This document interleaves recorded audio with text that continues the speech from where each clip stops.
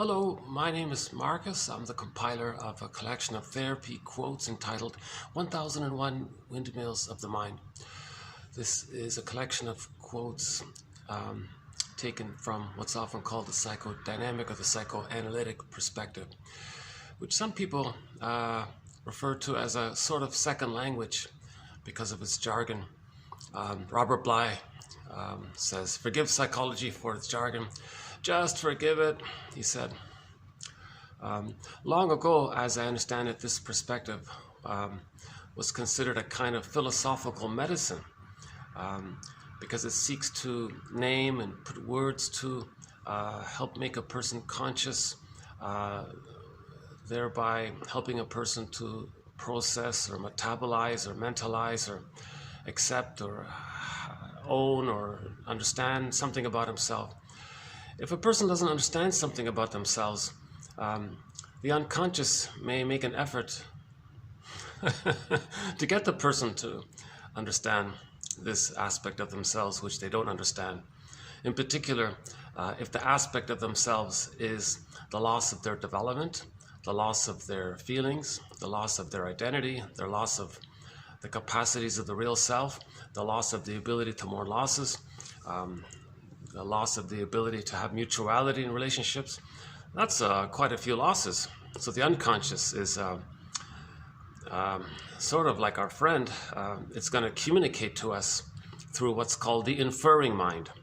So the unconscious is sometimes called the inferring mind. So we have our mind, our consciousness. Our unconscious mind is sometimes called the inferring mind.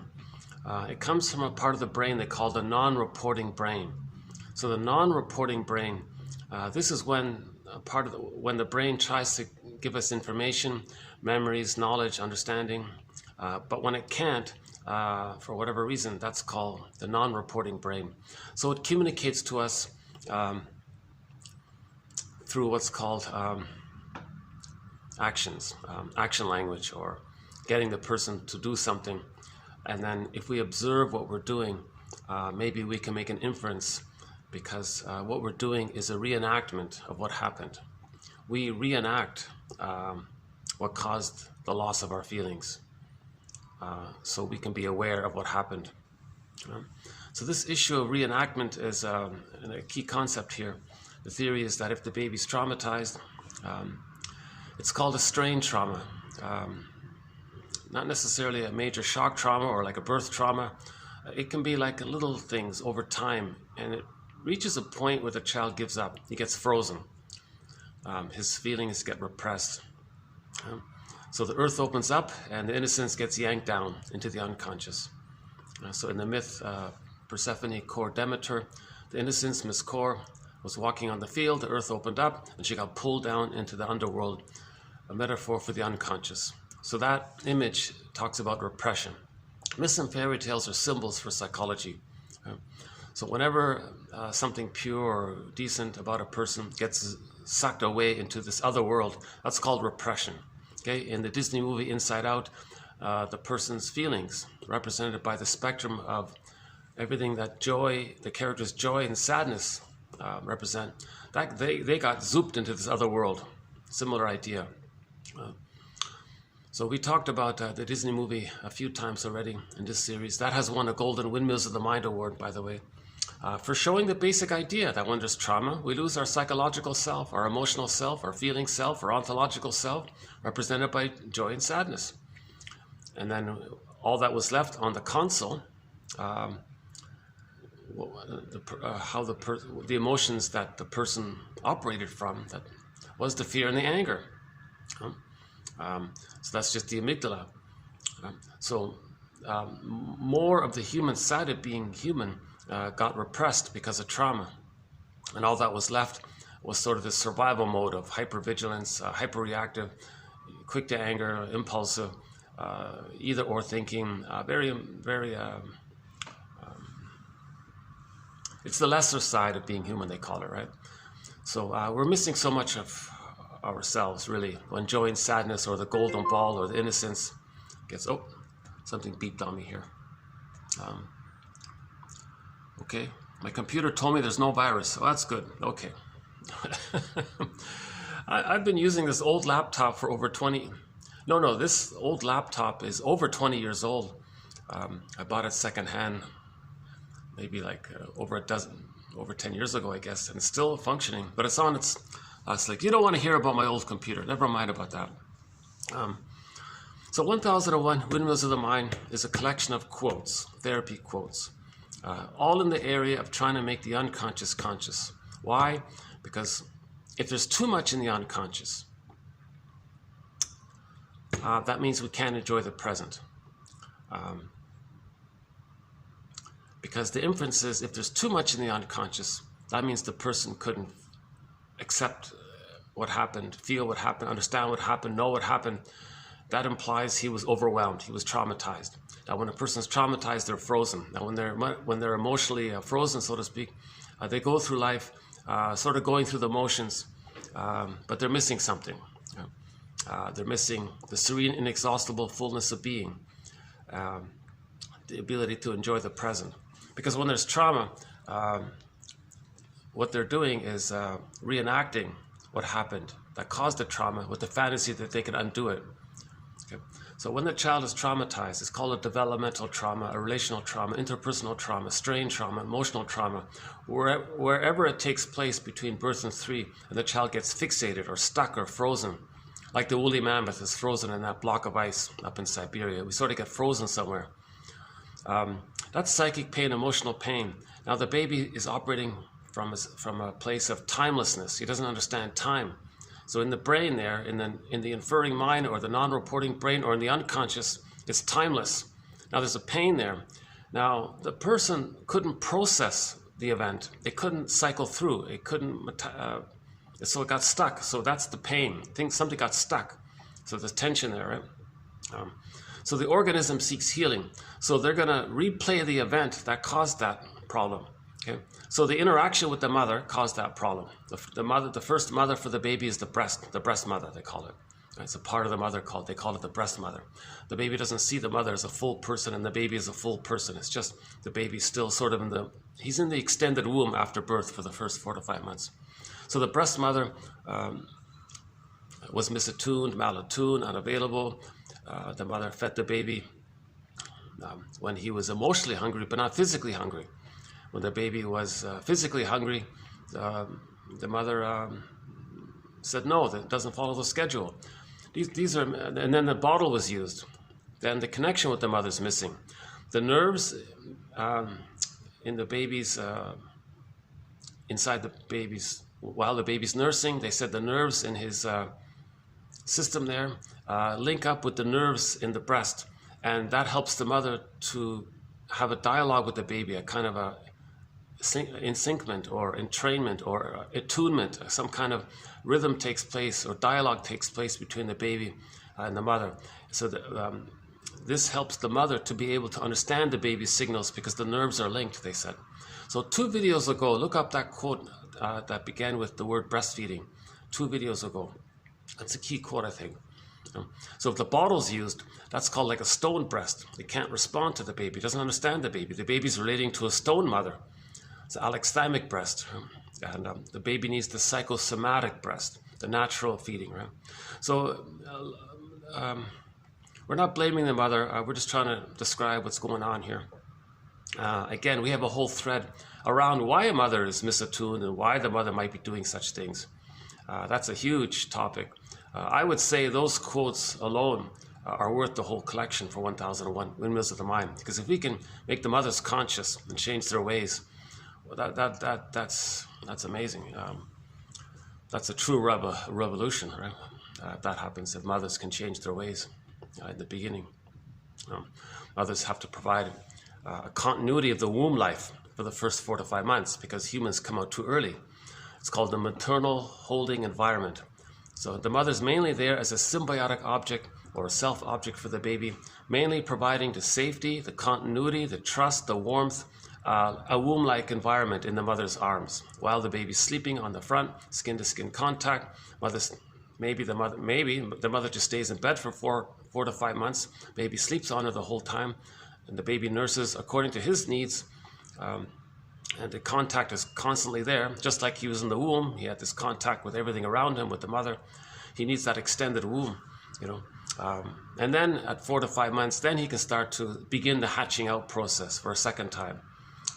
It's a gradual hatching out with the second one when it takes place the second time. So the biological birth takes place, but we enter into the maternal holding environment for his physical development. But for his psychological development, he enters into another womb. That's called a psychological egg. So he needs the safety during that time. And a lot of children are not getting it.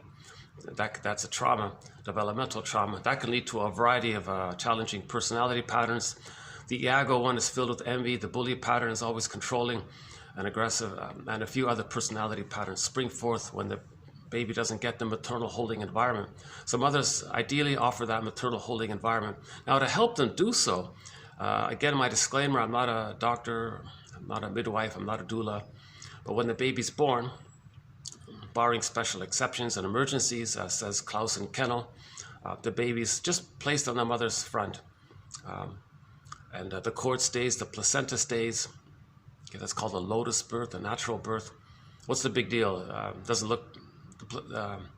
apparently the placenta will come out on its own maybe a day later or something. It can be put in a bowl, it can sit on the bed. Remember, the cord and the placenta, that's the baby's lifeline to the mother. We want to ease the transition from the uterus to the second womb, to the psychological egg womb. So the uterus womb to the extended social womb of the mother. We want that kind of smooth transition. Now, what helps the smooth transition is that at the moment of birth, the mother produces lots of hormones, oxytocin in particular, they said. That helps the baby to latch on to his mother and start nursing. So the continuity is there. And, you know, the room is warm, no shocking activities, no bright lights, skin-to-skin contact. Don't remove the baby. Don't bother with weighing the baby. Don't take the baby away to some other room. None of these kinds of things, unless it's an emergency. Just hand the baby just placed on the front, and the baby might start nursing immediately, they said, or a little while later. It's okay, shortly thereafter. So that preserves the continuity. So the baby still feels he's in the uterus, in the extended uterus, called the extended womb. It's a social womb.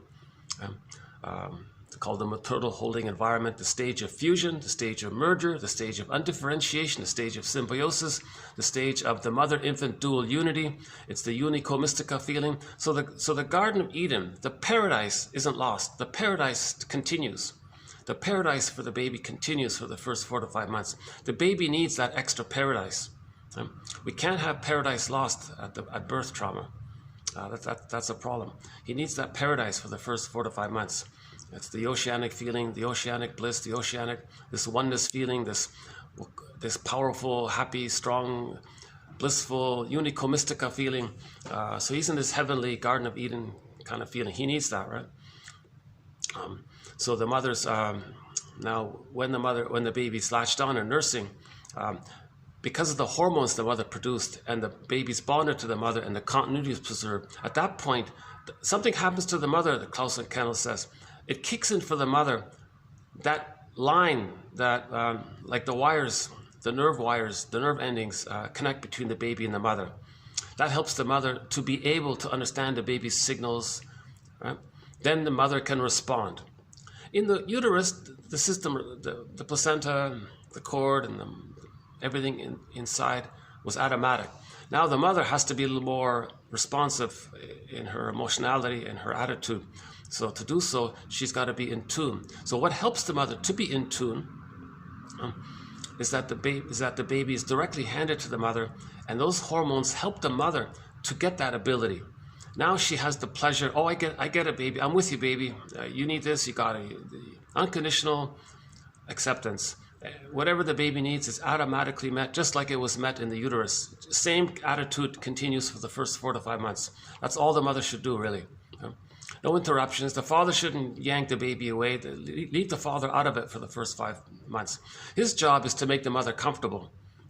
His job is to make sure the mother's super relaxed, super happy, super satisfied, calm her down, support the mother to have the ability to provide that unconditional, full attention. Even though the baby's sleeping most of the time, but the mother's there and relaxed. And when the baby wakes up, mother's there, everything's good, that kind of thing. So the paradise has to continue. Now, at 4 to 5 months, the mother's going to recognize something. Oh my God, the baby's starting to hatch out. Now, for the second time, the psychological birth is beginning. So the psychological birth begins 4 to 5 months. Now the child can maybe move around outside of the mother, but still be in visual, auditory presence of the mother. So he's starting to hatch out. He's starting to differentiate. The baby's starting to realize he's a separate person and mother's a separate person. Okay? Now he's still in the fusion there. It hasn't resolved yet. It's just it's a gradual process between 4 months and 34 months roughly. So it takes 30 months, they say, to hatch out. Now, so between 4 to 5 months so as the baby's beginning to hatch out, the mother has to provide, now she's more active. Now she provides what's called mirroring. The baby starts to feel he's unique, separate from the mother. To help facilitate this, he needs the acceptance from the mother through her eyes, they said. So the baby looks into the mother's eyes. What does the baby see? Does the baby see that the mother is looking at the child with acceptance and delight? Then he understands that he can see himself with acceptance and delight, that he's unique. The mother sees he's unique. The child says, oh, I'm unique. So if the mother sees the baby can see himself. If she hears the baby, he can hear himself. If she feels the baby, he can feel himself. That's called mirroring. This is really key. I don't fully understand all of the details, but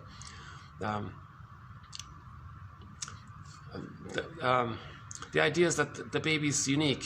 Nature's greatest miracle, his mystery. It's a unique, rare, once in a lifetime.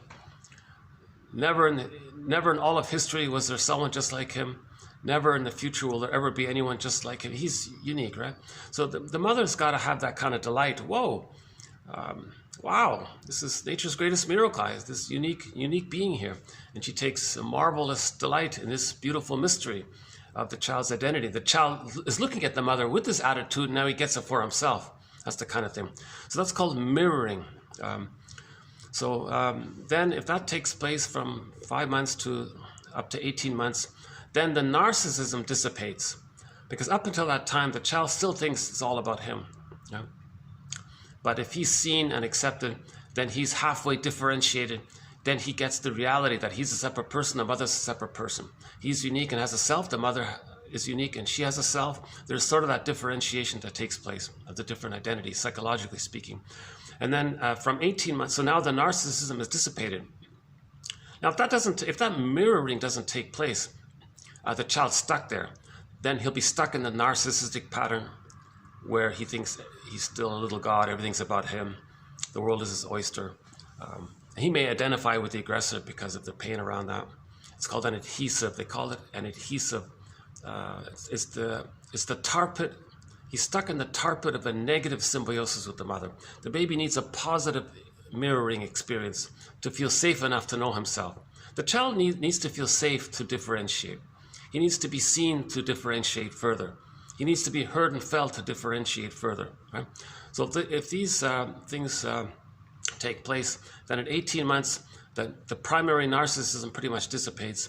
Then he enters into the next stage called the rapprochement, so roughly 18 to 36. Now the mother functions more as a secure base, and she's available for emotional refueling. So as the child explores the world further and learns more about the world, that he's not a little god, that he's actually quite small and people are quite large around him, he's got to figure things out, but he's still curious and delighted. He's learning. Now he runs back to his mother, not to return to symbiosis, not so much to be seen that he's unique, because he already got that. What he needs now is communicative matching, similar to improv. The child says, hey, Ma, look, I found this thing here. Mother says, oh, cool, yeah, I know about that. I can tell you a little bit what I know about it. Really? Yeah, I can teach you. What is it? What is all this? You know. So the mother's now teaching the child more and more. So the child is becoming more autonomous with that. Now, during that time, theory is the child wants to see, Mom, are you really okay? I'm going to be more myself and not really need you because I'm learning a lot here and I appreciate you helping me. This is awesome. Are you okay with my not needing you? And the mother, of course, you're a person in your own right. I'm delighted. I fulfilled my role to love you and support you and see you and accept you and show you that it's okay for you to be you, and I'm here as you need me. So the child has to sort of see that kind of acceptance for his separation, individuation. Okay? So the child has the question, is there any conditions on any of this? No conditions. You can separate and know yourself. I'm okay, there's no condition. Huh? So if the child gets that, then roughly at the age of 3, he achieves the differentiation. It's called the psychological birth. So Mahler calls it the psychological birth. Psychological birth of the infant, that's the famous book title. You know, I gotta confess, today's presentation might be a little limited. I'm sort of running on a little bit of, I know I probably should announce this on the camera, but I'm a little sleep deprived today. And today's quotes are a little bit on the lighter side, but I still want to persist in getting these quotes out, because even if my delivery isn't perfect, I want to make sure I keep getting these quotes out. These are excellent quotes, all in all. We'll be doing TQ 2463 to 7. Just 4 quotes here. One on emotional eating. One on this thing about a summary statement of the client, and one about schemas, maybe. That's pretty much it, yeah. So Mahler says that the psychological birth of the baby doesn't automatically take place with the biological birth. The child has to go through this process called the separation individuation process. Okay, so the first part is the separation part. So the first 18 months, that's more about the separating part. If he's loved, he feels safe enough to leave her. That's the separating part. In the second 18 months, now he wants to be more individuated. So he gets different needs around that time. Now, something can go wrong during that time. What can go wrong is, number one, if the mother is using the child to meet her emotional needs, it's failed. It won't happen. That's a developmental trauma. Then he's stuck. Now, so some mothers use what's called the Jocasta style of mothering. The Jocasta style of mothering. The mother wants the dependency by the child onto her, so she never feels alone. So some mothers may have this motive for their reasons, right? So when the mother is using the baby to meet her emotional needs, that's called the Jocasta style of mothering. The boy ends up with a mother complex. The daughter ends up with what we're calling an Electra complex, a negative attachment to the mother, basically.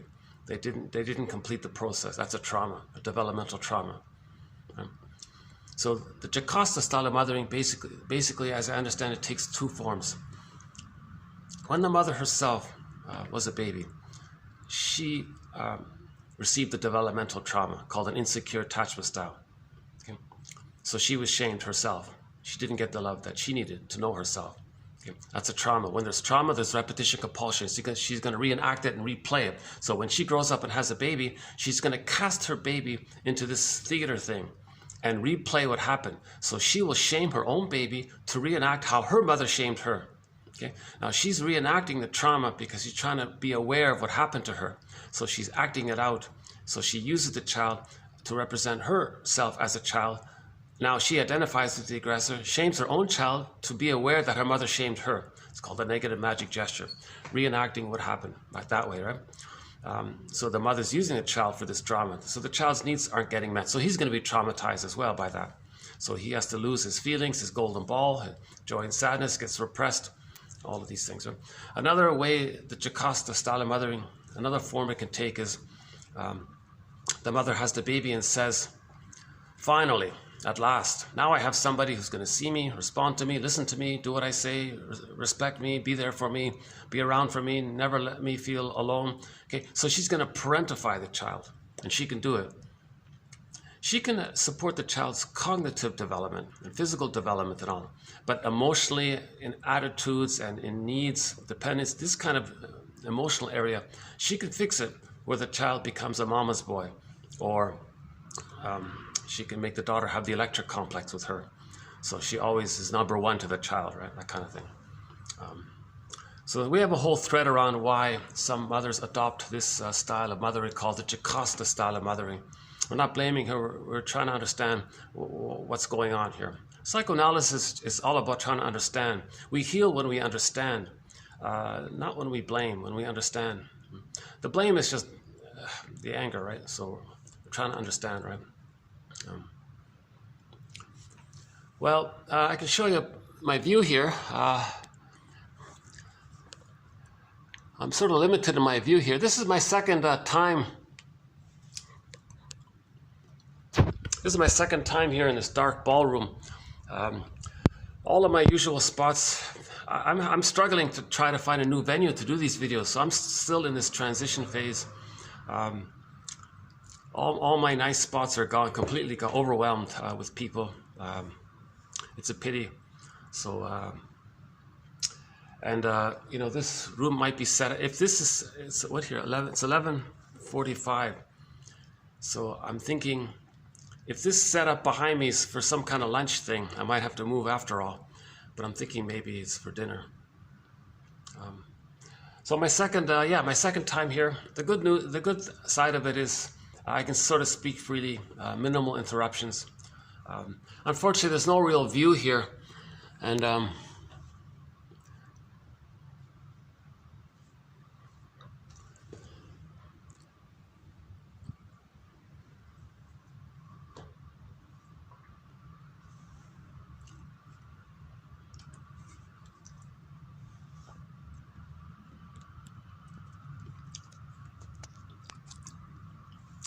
so those first 3 years, called the separation individuation process towards psychological birth. If the child gets stuck somewhere along there, according to where he gets stuck, a personality structure can manifest, centered around that fixation point of where and when it took place, and that can lead to different personality patterns. Now, each of those personality patterns we discuss as a separate thread in 1001 Windmills of the Mind. So I won't do any of them here, but there are several threads in this area.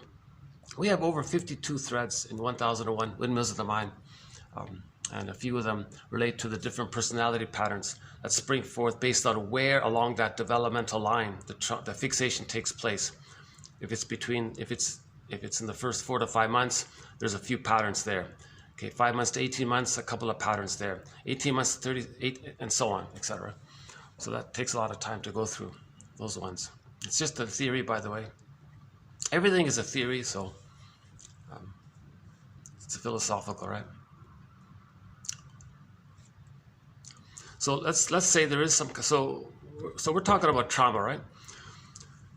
Psychoanalysis is about healing trauma so we can resume development. Psychoanalysis is about lifting the anchor on the arrested development so the person can be emotionally free and to resume development. Psychoanalysis is about helping the person to grow up emotionally, right? When there's trauma, the person doesn't grow up emotionally. Yes, they grow up in other aspects. They can get 10 PhDs on the wall, right? They can have, they chronologically grow up and physically grow up. But in the terms of attitudes, if prejudice is still there, if they're very negative-minded, they didn't grow up, right? If they're very negative, they're very angry at the trauma. The trauma, of course, is going to lead to the anger, right? Baby has a wish, unmet, he's going to be angry. Rosenberg puts it very simply. He says, anger is an expression of unmet needs. The baby has needs. If those needs don't get met, he gets frozen. And the main emotions are going to be hate. Now, because of the repetition compulsion of relating to the breast, he's going to reenact the disappointment, so there's greed. So greed is the reenactment of the disappointment at the breast. Okay? So the baby was disappointed at the breast. He's going to replay that with symbolic breast. Whatever is symbolic of goodness out there in the world, okay? He's going to project his needed goodness onto things out there. It's called concretization. Whatever's concrete out there, like a thing, money, material, fancy item in the store, whatever. So something that's symbolic, he's going to project the maternal goodness onto something, and he wants to have that. So he's still trying to take in. It's failed, it doesn't work. The problem is still there. He's in a state of timelessness.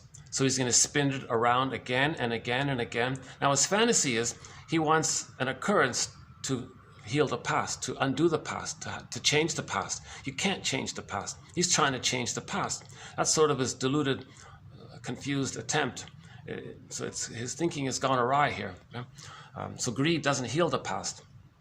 Russell, TQ 2119, Paul Libby Russell says you can have 20 lifetimes being greedy. It's not going to heal the past. The goal is to be aware of it and mourn it. The truth will upset you free. We need a good cry about not having who should have been there, not receiving what we needed, not being who we were meant to be. We got to feel some of this, and we need the caring witness to help us do that, right? So the mourning is the journey, right? But in order to mourn, we got to forgive the parents. A very good title for a self-help book is called Forgive Your Parents, Heal Yourself. Because when you see how the parents are dealing with their pain, okay, you look at their situation, that's called honoring them, then that frees you to see how you're dealing with your pain. So there's the differentiation. Now part of that process is Menninger's quote, "The greatest hurt of all, mother failed me." Right? That's called an insecure attachment style, right? Or the developmental trauma, the interpersonal trauma, the strain trauma. That's called an insecure attachment style. Disorganized, reactive, disassociated, anxious, avoidant, etc. So it's insecure, it's not secure, right? It's attachment failure. So there's going to be dysfunction around that, because the deal for the attachment is the child has to repress his feelings and keep it repressed. Now, because he's frozen and he's stuck there, he's going to do it again and again. So dysfunction equals protecting the mother, saving the mother, because the baby, yesterday's video we talked about, although my presentation on a personal note wasn't the greatest yesterday, I was feeling very anxious and all that. Same today, another off day today. But if you put up with my awkward delivery in the last video, you'll get a very good point around the issue of why the baby's still trying to save the mother, heal the mother, fix the mother, cure the mother, save the mother, be a superhero for the mother. Why he's still... Now, dysfunction is the attempt to do that. The baby's still trying to save the mother. Okay, so just briefly, the baby has hallucinatory unconditional omnipotence. He thinks he's a little God. Everything is about him. Everything is just him. It's all about him. The universe is him. He's the universe. It's just him, right? In the womb, it's just all about... That's the theory. So he's bliss, everything around him is bliss, everything is perfect, everything is heaven. Right? Then when he's born, the mother's in pain, he's in pain. Wait a minute, he makes everything bliss. Now there's no bliss, he created it. Now he's going to fix it, he's got to try to fix it. So he wants to fix the mother so he can get back that bliss. Remember, the baby needs the paradise to continue for the first 4 to 5 months, so that's another factor around it. So now because he can't save the mother and get back the bliss, he thinks he's flawed. He thinks he's no good. Now the memory of this is called the superego. So the superego, or the inner critic, is going to go. It's going to be a voice in in the person's mind, constantly reminding him, "Did you fix your mother? Did you save her? No, you're guilty." Right? So he's going to live with unconscious guilt out of the false belief that he was supposed to save the mother, because it's a misunderstanding. He just thought he was a little God. He wasn't. He was a helpless, dependent little baby. He wasn't a little God, but he thought that. Just a misunderstanding. Now, plus, what compounds the issue is that while the baby feels shamed by the mother, in order to feed safely, he's going to hallucinate that the mother's a goddess, so he can just nurse properly, even from the bottle. He's going to trick himself to stay alive, so he's a genius. So now he must think the mother's good for him to feed safely, but he feels very pain. To account for that, he thinks, well, maybe he's no good. So he feels like he committed some kind of invisible crime. So he feels like an invisible criminal. Now he's an emotional fugitive, running from the love he seeks. So in the 60s, a TV show, The Fugitive, one tagline for one of the episodes was, "Richard Kimball, a fugitive from the justice he seeks." So the character was innocent, and the justice system is after him, but he needs the justice system to have the justice, but he's not getting it. So he's a fugitive from the justice he seeks. So apply that to the baby.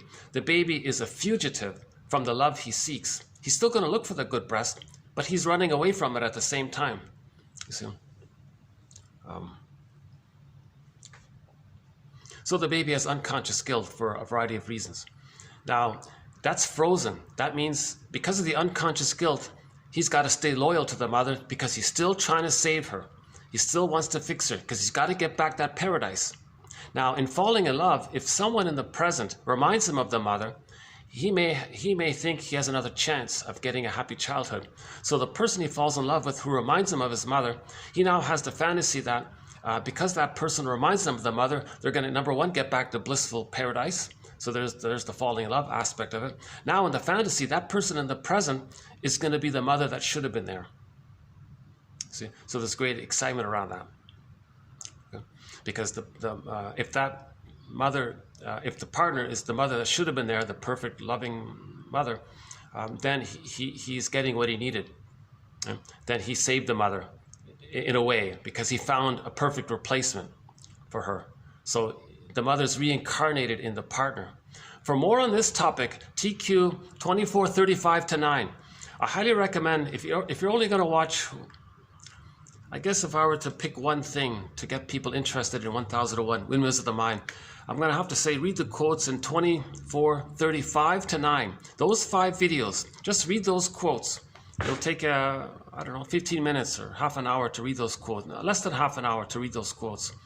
And then after you read those quotes, okay, 2435-9, after you read those quotes, then play the song What a Fool Believes by the Doobie Brothers. Play it a dozen times. It'll all make sense, I think. I think that's an exciting way to, some exciting material to stimulate interest in the psychoanalytic perspective. This perspective is very helpful. There's a lot of clutter in literature. What I think I'm offering is that I've plucked out the best material from it. So I've skimmed and scanned the books and all that, and I just pluck out, okay, this makes sense. Now again, I'm not a shrink or a professor, so if it makes sense to me, it should make sense to almost everybody, I think. So let's maybe just take a little, why don't I just take like a, maybe I can just take like a little, because I'm having an off day today, maybe I'll just take like a short little musical break here. Let's just, yeah, this song is just 1 minute long. Let's just take a 1 minute break here.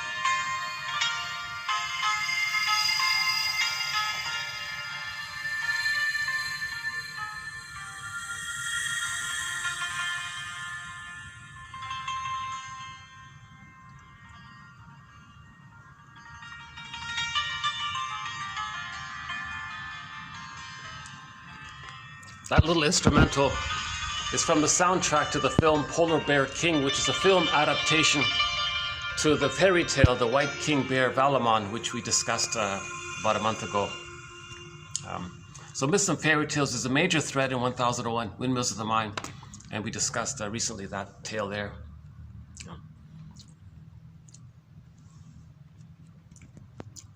Okay, maybe I'll start to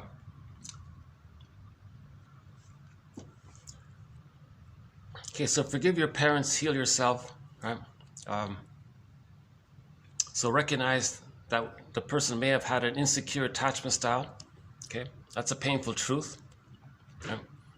That the mother failed us, that's a painful truth. Remember, keep it in mind, the truth will upset you free. If you want emotional freedom, you need the truth. Okay?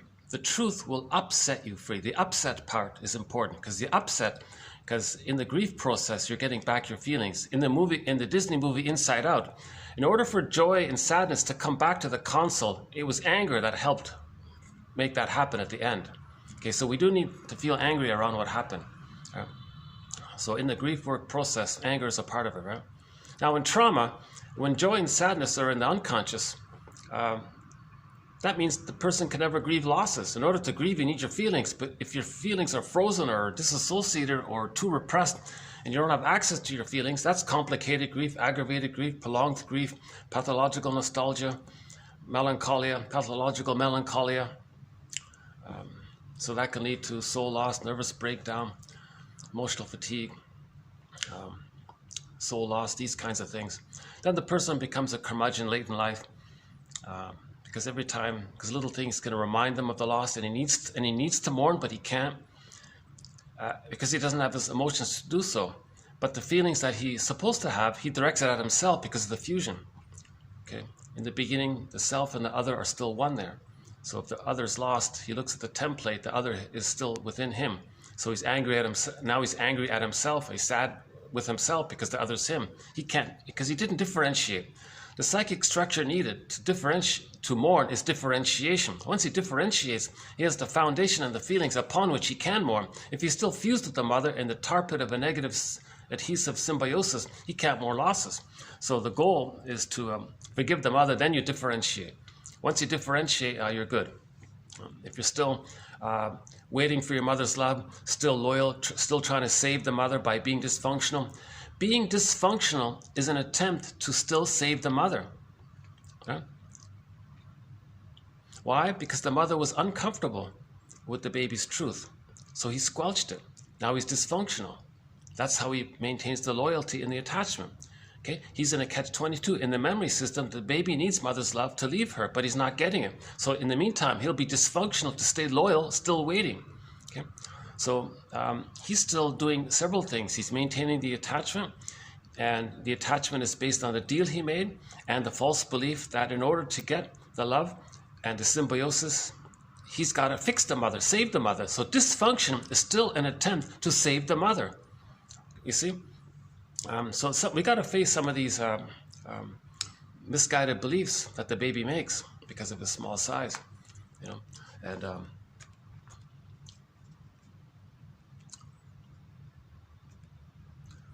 okay, maybe I'll just, so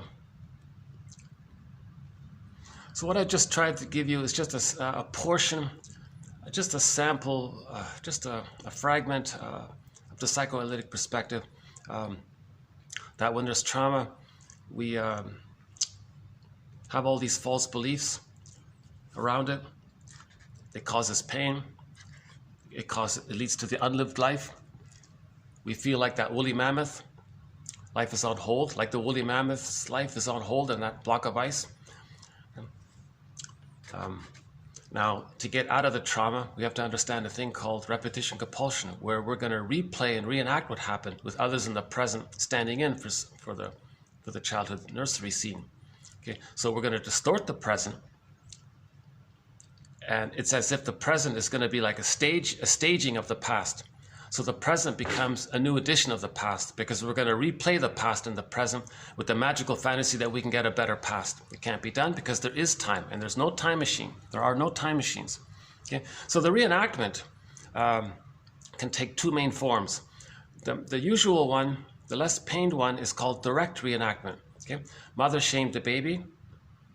The mother rejected the baby. Okay? That's the trauma. How do you reenact that?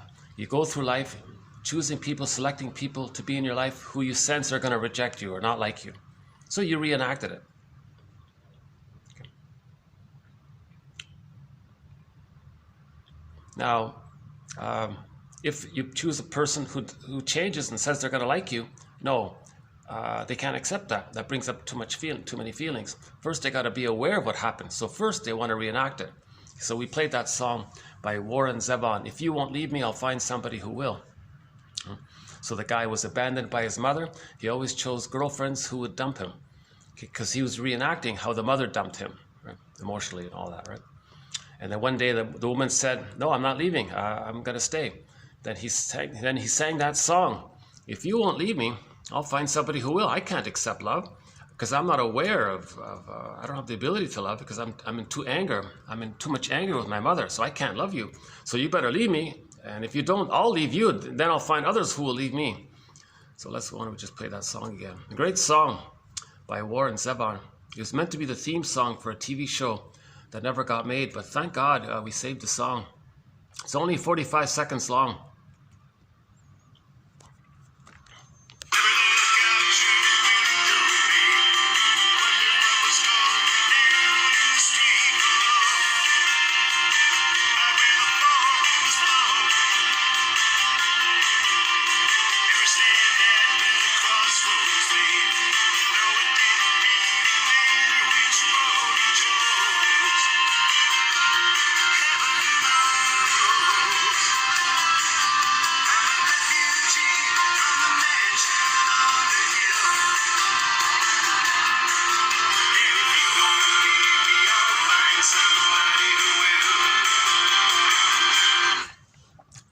What a great song. That summarizes reenactment right there.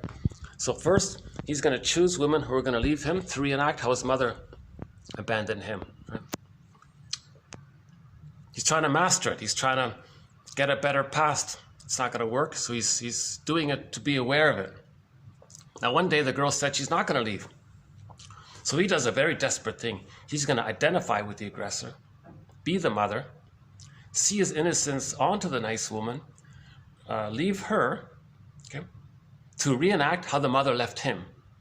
So the reenactment can take two ways. The direct version, where you choose people or goad people to reject you, just to replay directly what happened, to see what happened, or you act like the mother, become a caricature of her.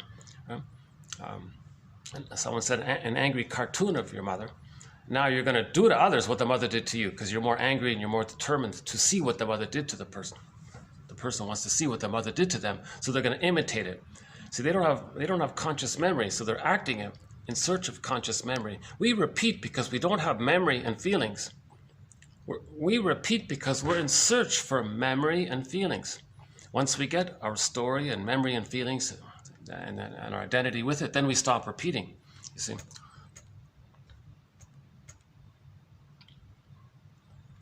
Great, so I think I've played that song at least possibly a dozen, up to maybe a dozen times, yeah, maybe a dozen times over the past 2.5 years we've been doing this.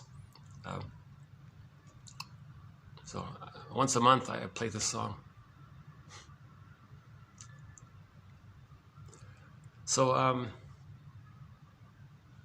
reenactment, so that's a key one. We transfer the past interaction with the breast into the present and replay it, called repetition compulsion. With the magical fantasy, we can change the past. Again, the baby's in a state of timelessness, so they don't understand time, so they're just spinning it around again and again. And each new situation, they're going to replay the past. Edmund Burglar's metaphor: every neurotic is a music enthusiast, but he only has one record. He carries this one record with him everywhere he goes. Every time he sees a record player, he spins off that one record. Okay? So in every new situation, meaning every time he sees a record player, meaning a new situation, he's going to play that old record again and again and again until he becomes conscious of it. See? So that's the theory about trauma. Russell says, just think of them as synonymous. Repetition compulsion means trauma. It is trauma. You're just replaying what happened again and again. It's an aspect of trauma. He says, just think of them as synonymous. Now, the word transference means that while we're repeating what happened, in order to repeat what happened, we have to transfer. So transference is an aspect of it. We're going to replay, reenact the past and the present. That's a transference. That's the lifeblood of the repetition compulsion, this transference, right? So major concepts here. So the psychoanalytic perspective is to be aware of transfer. It's to be aware how we are repeating. Okay? It's because our unconscious is trying to make us conscious. Sometimes the unconscious is like a puppet master. It's going to get us to reenact it, and the unconscious puppet master is saying, hey, you, I want you to see what happened to you in childhood. I'm helping you. Okay? So he's trying to communicate to us by putting strings on us and getting us to distort the present, replay the past. Come on, notice what I'm doing to you. Don't call it fate or don't call it destiny. Forget these confusing terms. It's me, you. I'm a part of you. I'm talking to you. So we're having a dialogue with ourselves. So the unconscious self, the second self, the secret self, the second self, the shadow soul, right? The double self, okay, the skeleton character, the puppet master character, all of the energies, the id in there, by the way. Robert Bly's metaphor, it's all in this bag, this unconscious. Okay, so if we were to personify in some kind of metaphysical imagining, some kind of character that embodies our own disowned traits, and now there's a character that's us now. That's our double self, our secret self, our shadow self, it's us. So literature, it's a device to get us to be aware of us. So we're meant to have a dialogue with the double self.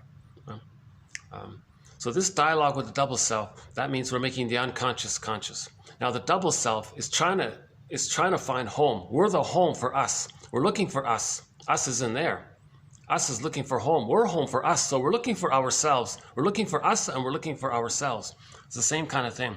So this dialogue is represented in myths and fairy tales whenever there's a kind of when the protagonist lives in two worlds, that's the back and forth. So we live in two worlds.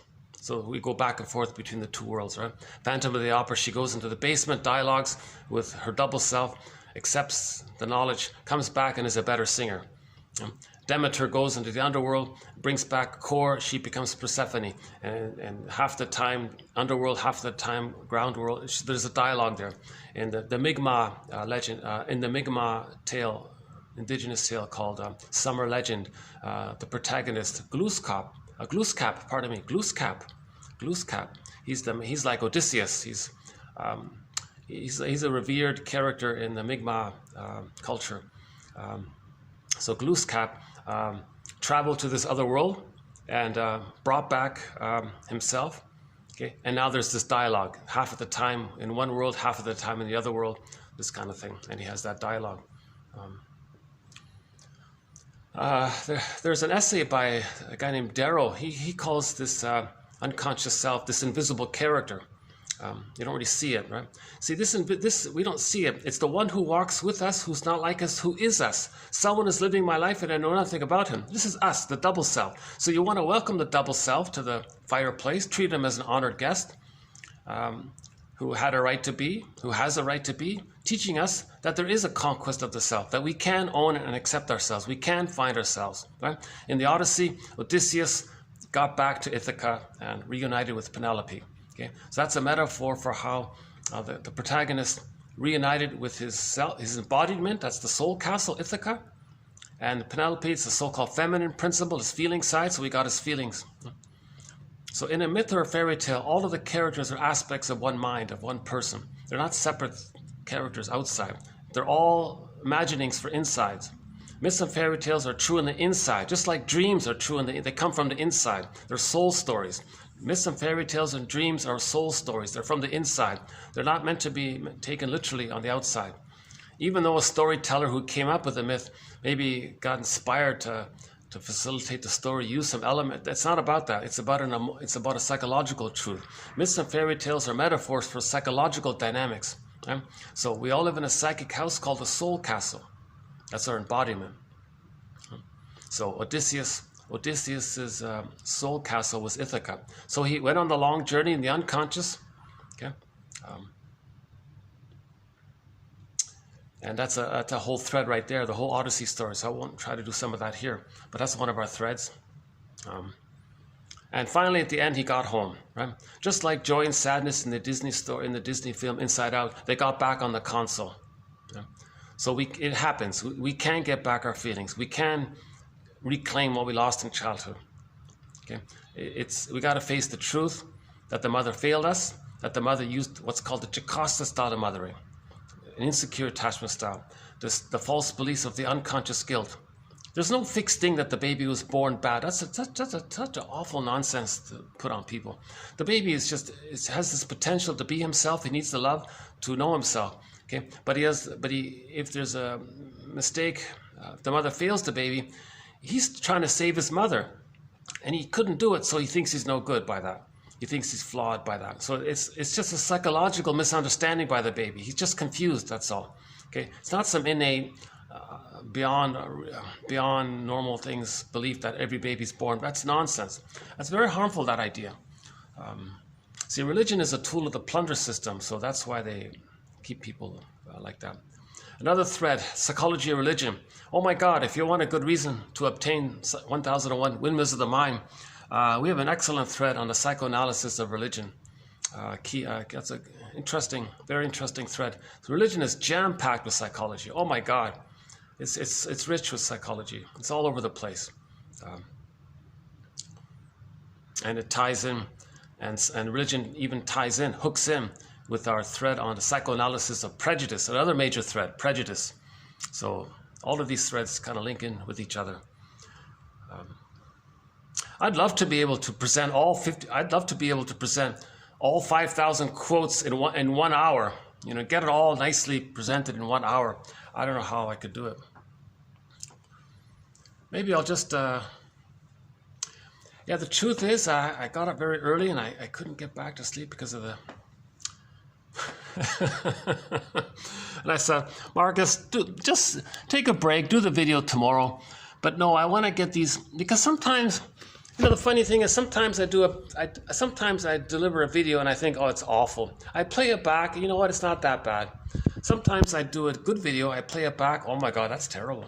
So I can't really tell which video was actually helpful or not. So I'm not clear myself sometimes. I just hope that overall, this is helpful overall. In terms of the value of the quotes, I'd like to think that it's worth putting up with my imperfect delivery, my ums and ahs, my starts and stops, and my hesitations and little sidebars and anxious tone or whatever.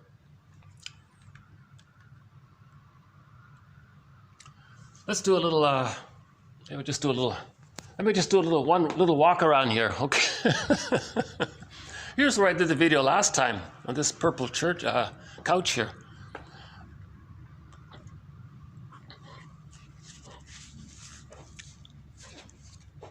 Well, not much I can do here.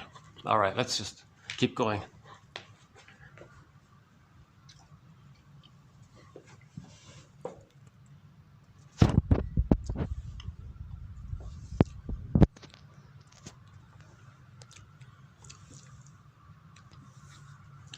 I hope something I said has piqued your curiosity, because each little idea, it's just like a tiny little thread. There's a whole set of quotes that goes with each of those little micro ideas that came across. I just want to convey that many of these ideas are developed.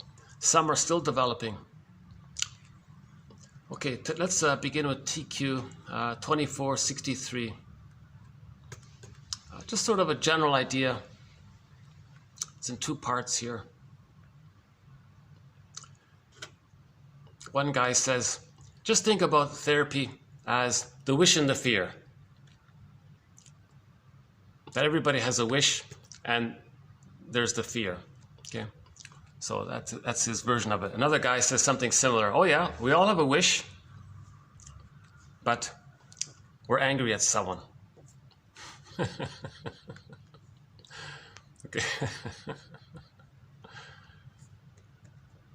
So let me read the quotes here. Okay, interpersonal defense theory focuses on conflicts between a client's central interpersonal wish and their central interpersonal fear. In this theory, defenses are considered to be attempts to influence what occurs in interpersonal relationships with respect to wished for and feared outcomes. Now remember that defenses are considered, in this theory, defenses are considered to be markers of internal mechanisms of self-deception that block consciousness or perception.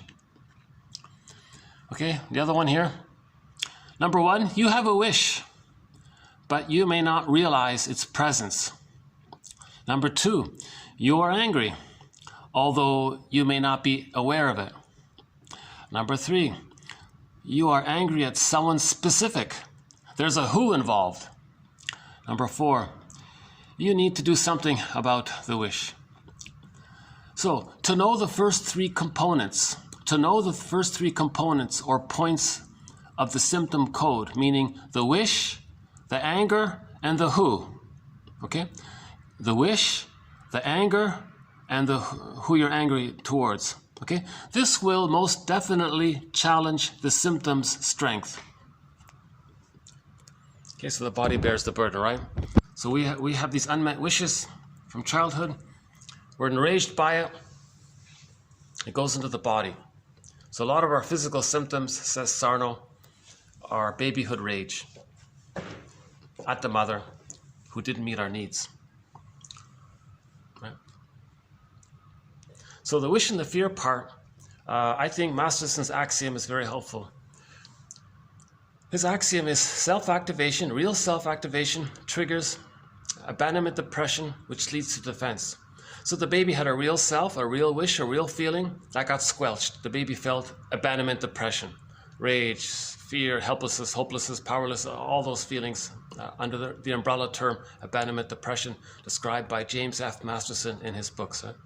Now, whenever there's lots of massive anxiety like that, persecutory anxiety, the furies like that, then whenever there's anxiety, we use a trick of the mind, an operation of the mind, a maneuver of the mind, a defense of the mind called defense mechanisms. So defense mechanisms are things we do in the mind, a mental mechanism to make us not feel the anxiety. Either we repress it, disassociate from it, hallucinate it, distract ourselves from it, whatever, or believe it's outside. Whatever we do, there are a variety of ways the baby gets him to not feel his pain. It's called the defense mechanism. Number one, he freezes the woolly mammoth, so his emotions get frozen. That's one defense mechanism. It gets repressed and puts into the non-reporting brain, so that he can't be aware of it because it doesn't report. It's in the non-reporting brain, the brain that isn't able to report to us, so it gets put into the non-reporting brain. That's called repression. So these are defense mechanisms, right? Okay, so real self-activation. So the baby had a real self-activation, a wish and a fear. Mother, I need you. I need to connect to you. I have wishes and needs with you. Mother shames the baby. Now he's afraid. He's angry. First, there's the fear, then the anger. Now, keep the fear and the anger closely linked together. First, the baby's terrified. Then it crosses over to the anger. First is the flight. Then there's the fear. The anger. First, there's the flight, which is the fear. Then there's the fight, which is the anger, right? The stress response. So in the Disney movie Inside Out, we got fear and anger at the console. They represent the amygdala. First, there's the fear. The fear is overwhelmed. Then there's the anger.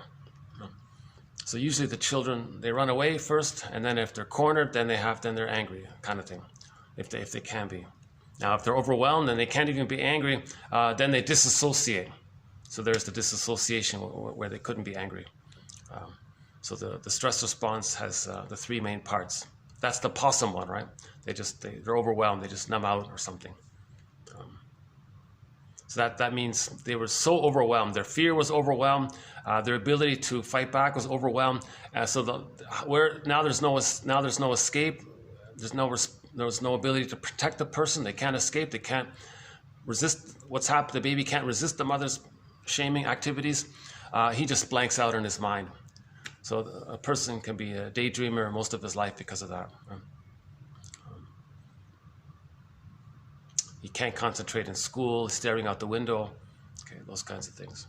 Absent-minded a lot, those kinds of things.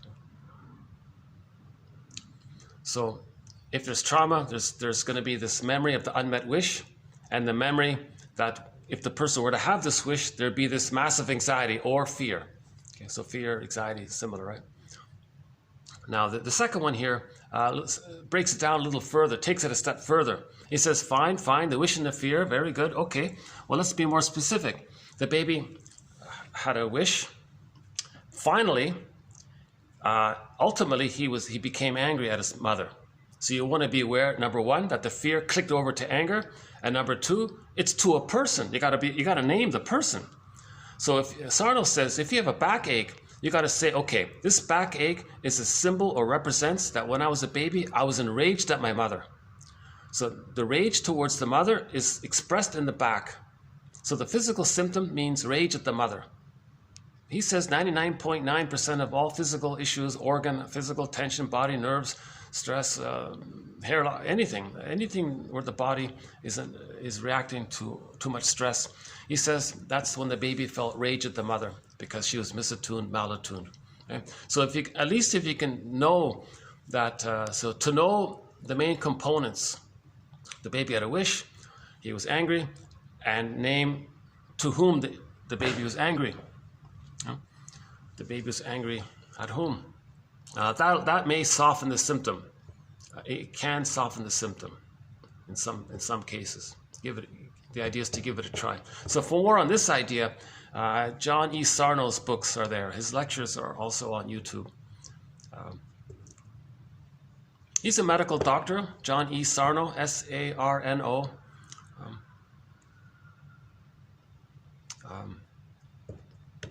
He's interesting because he says that we got to bring psychology into we got to promote psychology because we can relieve a lot of symptoms. He says he theorizes that if you can get people talking and be aware of something like this one here of TQ 2463,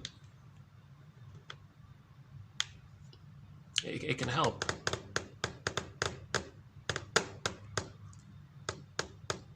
Because maybe it stimulates the person to accept the truth that the mother failed them.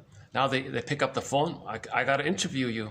I want to know, why didn't you give me a secure attachment style? What was going on with you? And then she might have a good cry about it because she was afraid to admit it. So she's relieved to have the chance to make reparation. So a lot of mothers may want to have the chance to make reparation and apologize that they couldn't do it. They didn't know what they were doing. They couldn't do it all. They didn't know it all. They tried their best, I guess. So some healing can take place that way, right? Oops, what's going on? Okay. No, got to get used to these new. Okay, so that's just. I'd never heard of this phrase before, interpersonal defense theory. The phrasing caught my attention, interpersonal defense theory. He says interpersonal relationships, there's going to be this wish and a fear. Both partners have wishes and fears with each other. That's called interpersonal defense theory. The idea that we have wishes and fears. Or we're angry at our mother and we're going to project the mother onto them. And they're doing the same thing, so there's going to be this... And he says one way this appears is that there's going to be a lot of miscommunications where the person doesn't respond to what the other person says. They said something, you changed the topic and talked about what you wanted to talk about. And they do the same thing, and you got like there's no continuity or congruence or true dialogue because it's two monologues basically. That's because the two people are afraid and angry with each other. So they're both having separate monologues. You're not hearing me. Well, you're not hearing me. So he says that's a clue. That's a manifestation of his theory, interpersonal defense theory, that the two people aren't going to respond to what the other one's saying. Really, not going to hear them and respond to what they're saying because they're so filled up with their wish, fear, and anger. He's filled up with his wish, fear, and anger, and that's why they can't really connect that this manages.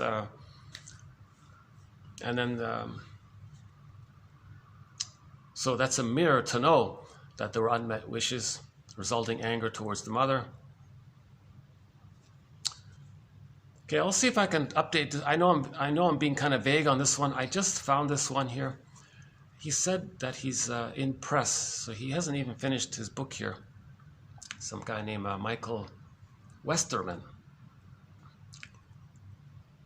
So looking forward to his book to see what he says.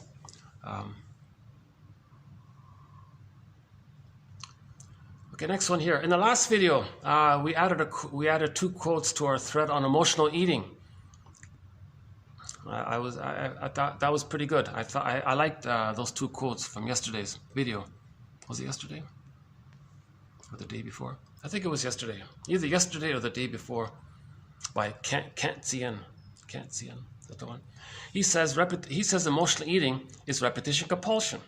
Think about it. The baby's nursing, it's pained there. That's a trauma. when there's trauma, we repeat it. How is he going to repeat it post age 3? Well, he does it with cookies. So the cookies become symbolic breast, but the cookies don't satiate.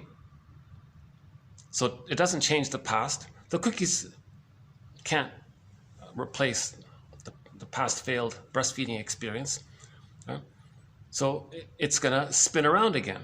So emotional eating is the repetition compulsion of reenacting the disappointment at the breast, instead of now the cookies stand in for the breast. Okay? Now Woodman adds a little facet to this. So if you keep that point in mind, consider this. Marion Woodman says, if we have not experienced the nourishing, cherishing love of a positive mother, again, if we haven't experienced the nourishing, cherishing love of a positive mother, we then tend to project that, or wish for, onto something. Oh, we then tend to, right? Okay, sorry, I got a little typo here. Again, if we haven't experienced the nourishing, cherishing love of a positive mother, we then project it onto a concrete object. In many cases, this will be food. For example, muffins, honey granola, chocolate may become our sweetness, our love, our nurturing. We project that goddess, and then we want the communion of eating that which we have projected out.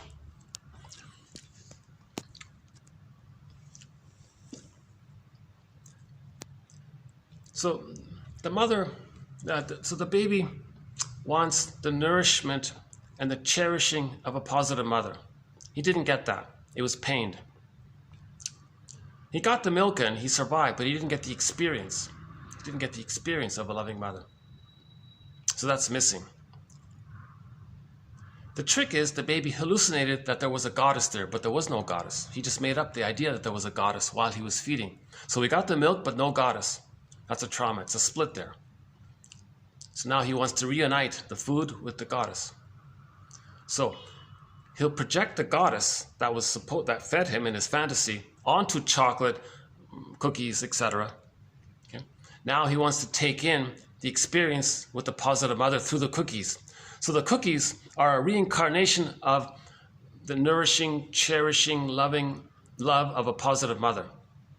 You see? So the cookies are fantasized as a reincarnation of an embodied, real goddess mother that the baby hallucinated was temporarily there in his trick of a mind so that he could feed safely.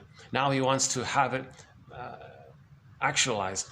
He wants the actual experience of being loved by a loving mother. See? So emotional eating can be the repetition compulsion of projecting the missing, needed, loving mother onto something concrete, like a cookie. Okay? Now you want to eat the cookie just like the baby wanted to take in the milk with the positive mother. You see? Now it's failed, so he's going to spin it around again and again. Okay? Now him doing this, him engaged in repetition compulsion of any type, including emotional eating or the romantic falling in love thing or choosing the wrong people, whatever form the repetition compulsion takes, these are all mirrors to know what originally happened in the nursery. You see, once we see that what we're doing is in reference to what happened in the past, now we have some choices. Now we can go, oh my God, okay, I can ease up here a little bit. I don't need to be in this panicked state to binge eat the cookies. Now that I know what it's about, now that I know that this represents me as a baby not being fed properly or something, or nursed properly, or those kinds of things. This bottle and the schedule. And, you see, now you can like pause it. So I don't really need it. So in other words, the muffins, the granola, etc., these are crutches. We don't really need the crutches. Repetition compulsion is an imaginary crutch. We don't need it. I see. It's the crutch is there to facilitate our ability to reenact, our ability to communicate to ourselves what happened. It's just a device to get us to be aware of what happened. Okay? So once you're aware of what happened, you may not need to be an emotional eater anymore. No? Okay, related to this, next one here. One of the possible consequences of affect dysregulation. Okay, so Ken Sim, I think he's the main guy who said that comfort food is over-the-counter tranquilizer. So emotional eating, the sugar, salt, and fat, the cookies, it's an over-the-counter tranquilizer. The baby didn't soothe the child. That's a problem, right? That's a trauma. Now he's going to reenact the failure of the soothing by the mother. So he's going to project the mother onto the food.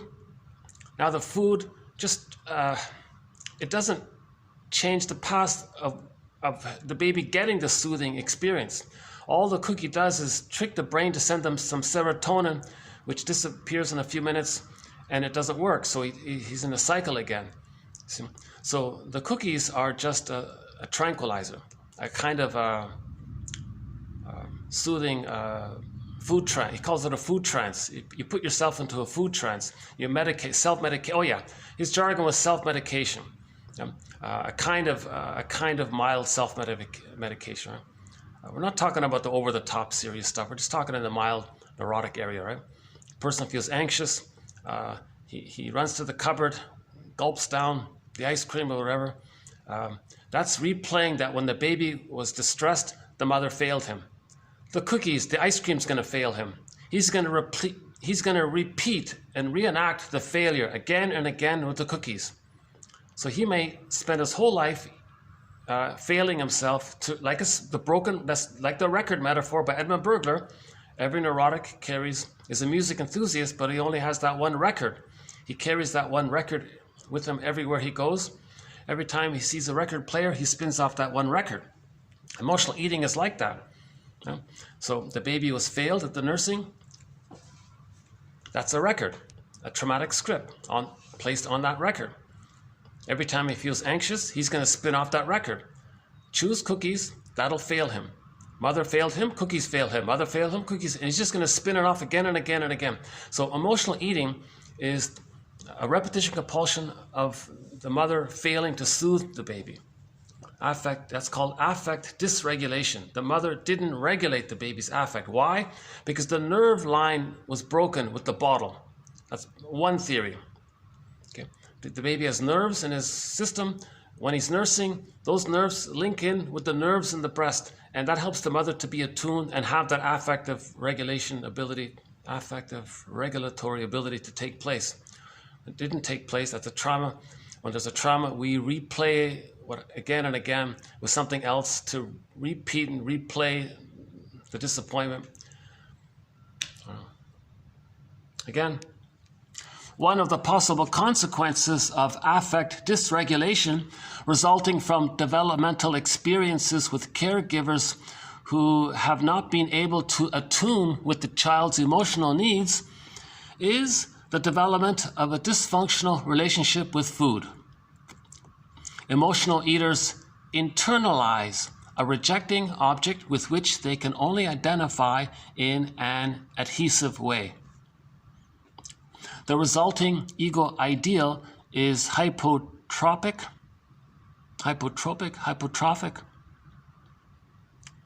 okay, exaggerated, let's say, and its inaccessibility, generates, it's impossible, right? Okay, so the goddess, you create the goddess image. The goddess image is inaccessible. This generates feelings of shame. Okay, mother shamed the baby, he shames himself. For emotional eaters, the disordered eating often represents a way of recovering their emotionality and provides opportunities for some kind of relationality. Okay, so his identity and his relationship with the mother, okay, that was failed, right?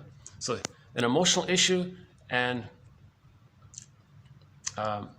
around his identity and the idea of a relationship with the mother, that was failed. Okay, replay, buys the cookies, eats the cookies.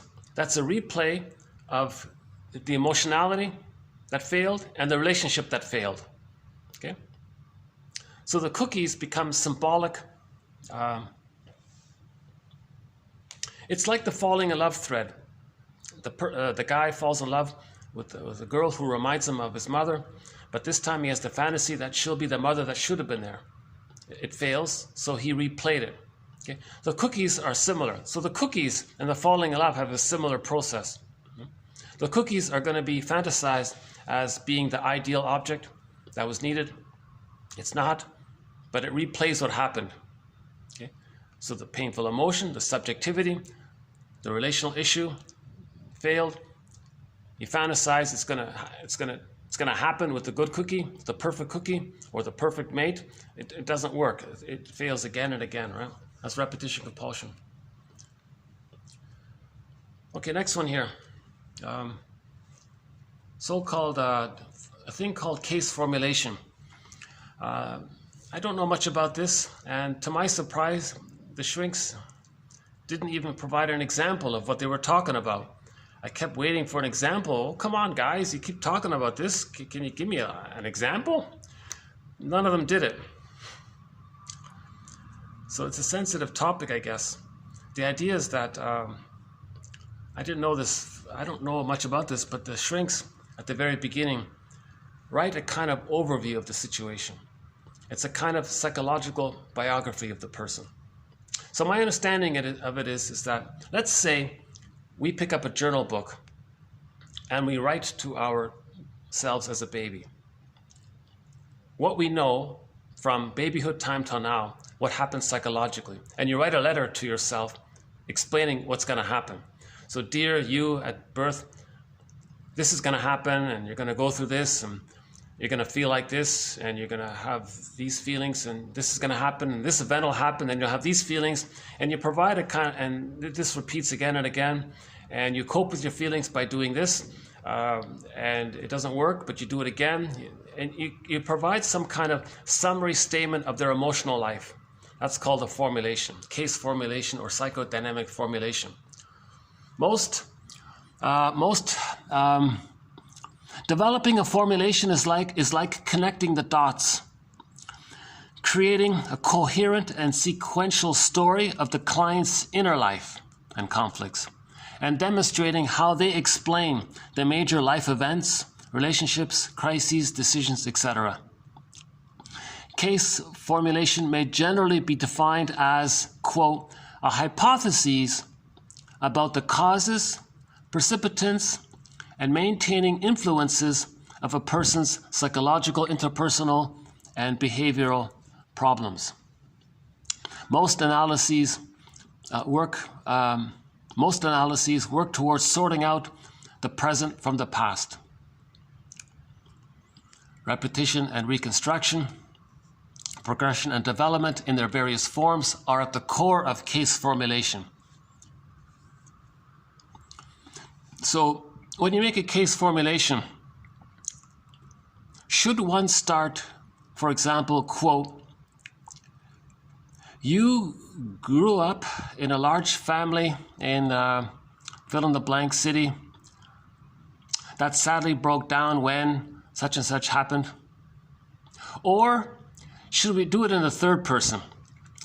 So the client is Rita, quote, Rita grew up in a large family in this city, and the family broke down when such a thing happened.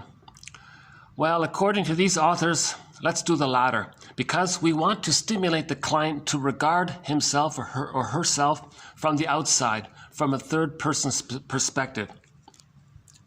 So in our journal, we write to ourselves. So my name is Marcus, right? So I'll write in my journal, okay, dear Marcus, you're going to be born. Here's what's going to happen. There's going to be you, this little guy, this little baby named Marcus.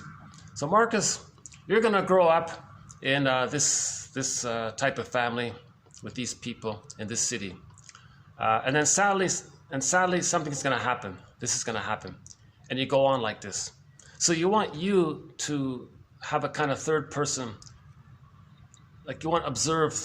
It helps you to observe things so you can learn it first, right?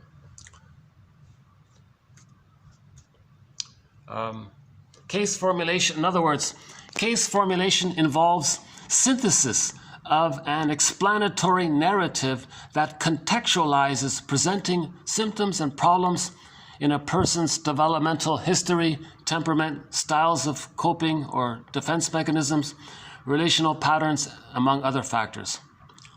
A case formulation that attempted to capture what was unique to that person.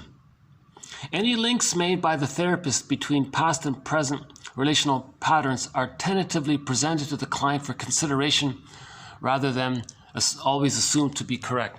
So this is a tentative hypothesis. So the therapist writes down a little paragraph that summarizes their life. It's an autobiography. It's a psychological, emotional autobiography about their problems, their repetitions, their defenses, how they feel, what happened. It's a life story, not in terms of some outer, it's not about like a usual autobiography. It's like an inner autobiography. It's an inward, we live in two worlds. So from the inner world, what's the autobiography of our inner world? That's the idea of a case formulation. Yeah? One guy talks about the 5 Ps. You want to at least include the 5 Ps. In your case formulation, identify the problem or the chief complaint. Now, what triggered it? What precipitates him having this problem now? And what keeps it going? What's perpetuating it? Was there anything that predisposed him to this problem? And how does he protect himself from the pain around this problem? Now, these 5 Ps does not in itself make a case formulation.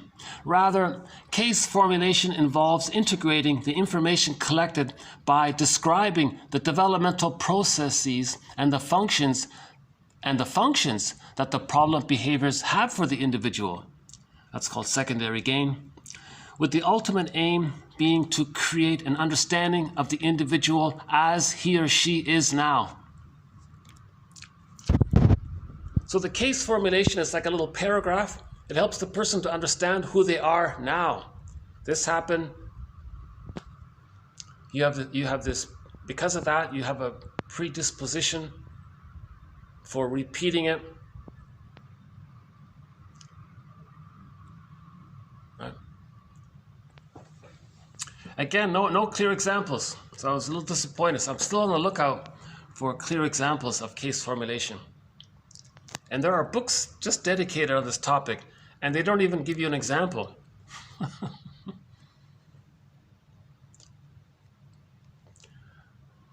It's similar to an interpretation. An interpretation describes sort of like an event. A case formulation is like an interpretation for their whole life, put it that way. So you want to provide an interpretation for a person's life. That's called a case formulation. Now, these are always presented as tentative.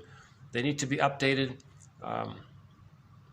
It's just a tentative working hypothesis which is going to be revised and updated as the therapy process takes place. Now, I haven't done this myself, by the way. If I had the funds, I'd fly to New York, find one of these psychoanalytically minded shrinks, and I'd like to receive an analysis and have a case formulation. I'd love to have a case formulation, a paragraph describing my life. I'm in search for it myself.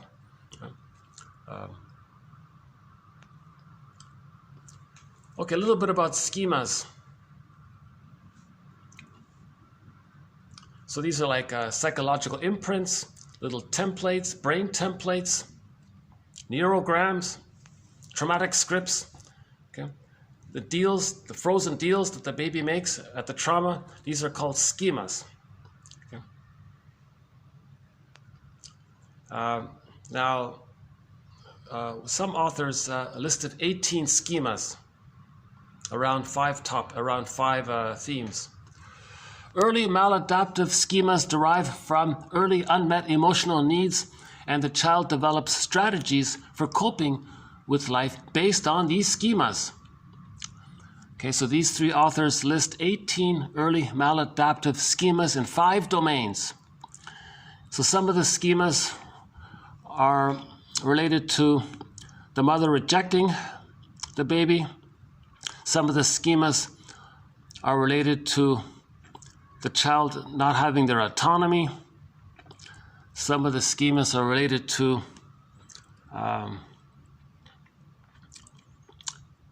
impaired limits, so he cannot, know himself fully.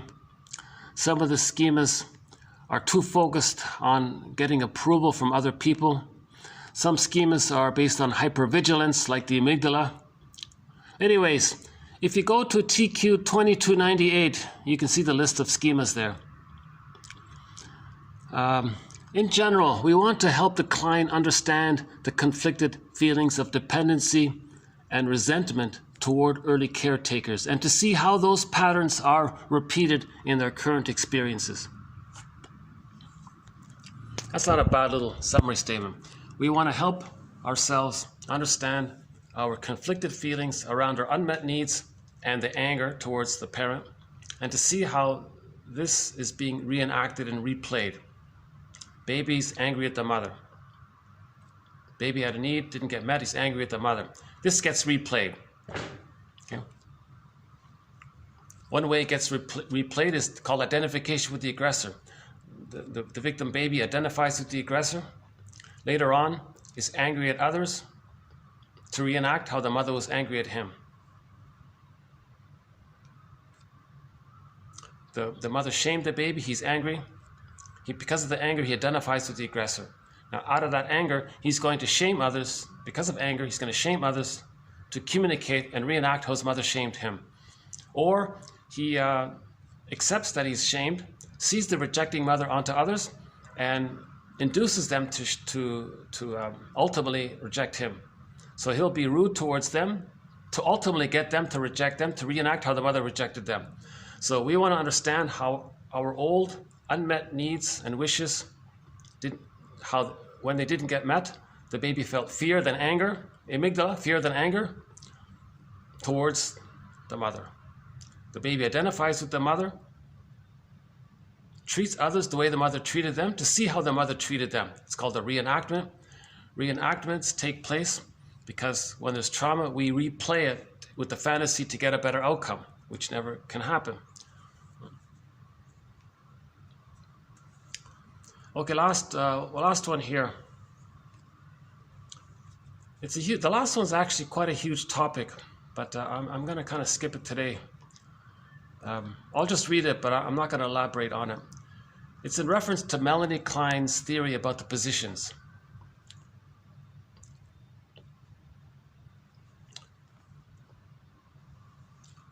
The first position that the baby's in, she calls it the paranoid schizoid position, or organization, or mode of experiencing.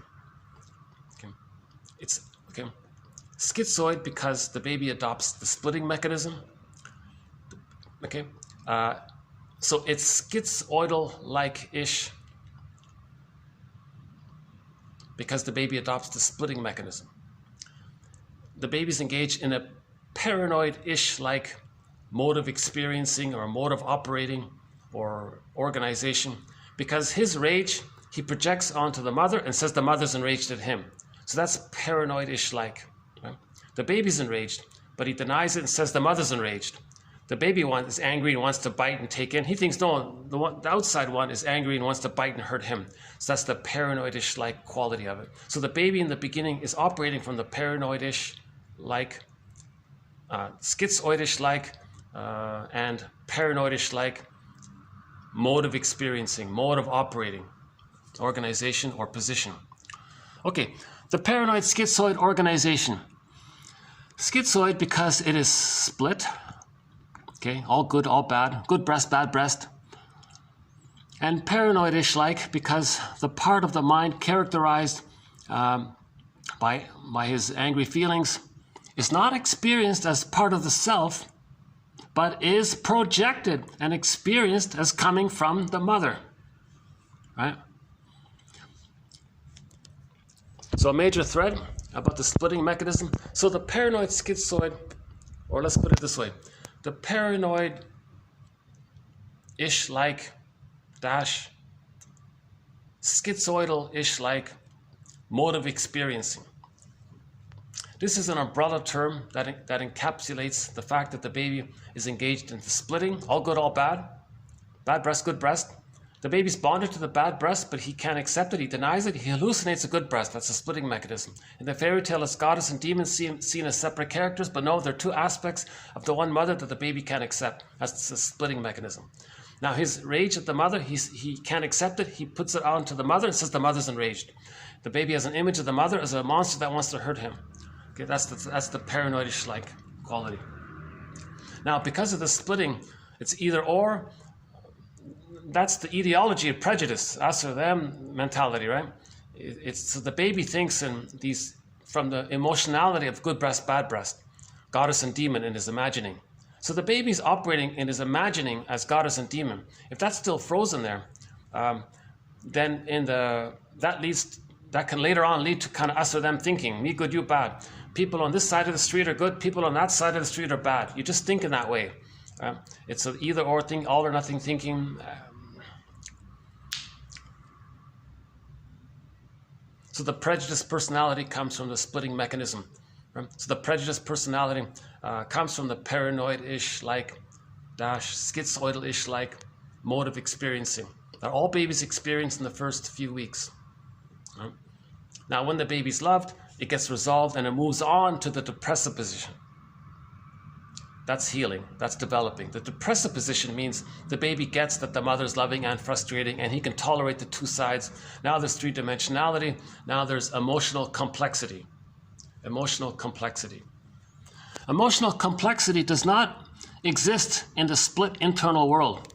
Okay, so it's easy peasy. If the baby thinks, no, good, bad, all good, all bad, like it keeps things kind of impulsive and easy.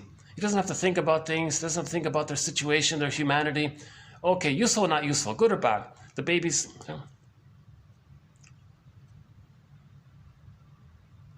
the baby can't see the mother as loving and satisfying. It's got to be all good or it's all bad. If it's all bad, that's not his mother. He'll hallucinate all good one. He operates in that mentality, right? So if a person is frozen at the paranoid-ish like schizoid-ish like mode of experiencing, and they're frozen there in the first few weeks emotionally, if they're frozen like that, then later on, what they feel in the moment is the reality for everything. And 10 minutes later, they feel the opposite, and that's the reality for everything. They don't put the two together. So 1 minute, somebody's idealized. Next minute, they're devalued. In the movie called The Amazing Mr. Williams, there was a lot of that in there. A very good comedy film, sort of a crime comedy, kind of like Barney Miller or something. Not really. No, that's not true. There's a comedy film called The Amazing Mr. Williams. There was a lot of that in there. The captain there said his deputy is a genius, is amazing, he's all great. 10 minutes later, he wants to fire him or arrest him or something. Next minute later, he needs him desperately. 5 minutes later, he hates him, wants to get rid of him. So the boss saw his employee alternated all the time. He was amazing, he hated him. It was either all or nothing. He's great or he's going to fire him. He's going to promote him or fire him. He had this constant kind of thing going on. Right? And ironically, that guy's girlfriend was doing something similar. The girlfriend said, oh, 1 minute she wants to marry him. Next minute, she never wants to see him again. Then 5 minutes later, she wants to marry him. 5 minutes later, she never wants to see him again. It was like all or nothing. That's the paranoid schizoidal thing. It's hard to hold the two sides. So you're always seeing this flipping back and forth. So this is like a roller coaster, a lot of drama, cat and dog relationships. Jörg Willi calls a lot of relationships when people have the trauma early on, cat and dog, because one has emotional fears of abandonment, both have emotional fears of abandonment and engulfment, and it's flipping around like in the cat and dog thing. So, by the way, let me mention that one about the Amazing Mr. Williams. There's a great scene in there. I wish it might be early on in the video. I think we do have a copy of it in here in 1001 Windmills of the Mind, where I played a clip from that movie. Unfortunately, I'm not online here, so I can't show it to you here. But if you look up that movie, The Amazing Mr. Williams, 1939, black and white film. In the second half of the film, there's a train scene. In the train, that's a great little clip. So the detective was going to make a mistake and jail an innocent man, and the innocent man was enraged because you're destroying his life, but you're also destroying his son's life. because the son's not going to have a father. And he was thinking about that, and he slammed the table violently and said, "You've taken away the sweetness from my son's heart and filled it with hate. Where does a kid grow from there?" You know, it was an interesting phrasing. So the sweetness was lost, filled with hate. What does a person do? Okay, so that son might become a binge eater, or he's going to repeat the loss of the sweetness. Because the little kid lost his father, he's going to be traumatized by that. Because the father knows he's innocent, the son knows he's innocent. It's the detective is making a mistake. Okay, yes, in the end he corrected it. There's a big drama around that. But in that moment, so I would say there's two features of that film I like. That train scene, number one, where the guy slams on the train table and shouts, "You've taken away the sweetness from my son's heart, and you have filled my son's heart with hate.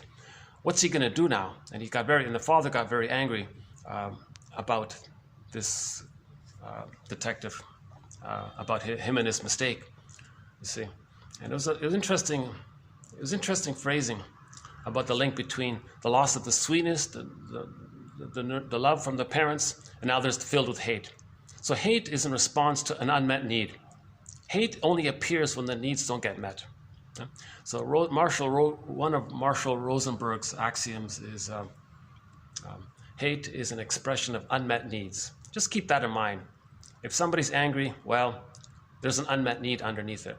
Just name the need. What's the need? That'll help in the moment, right?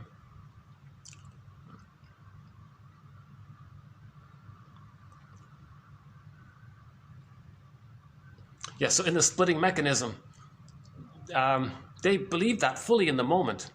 Like when in the movie, The Amazing Mr. Williams, when the beautiful, the fiancée, the woman who's going to get married, she was the mayor's secretary. So she believed it fully that he was amazing. And she forgot. Or she didn't care. Well, no, she kind of remembered. It wasn't a complete example of it. But she did remember that he was disappointing. I don't care. He's still amazing. And her friend said, no, he always lets you down. But she couldn't help herself, right?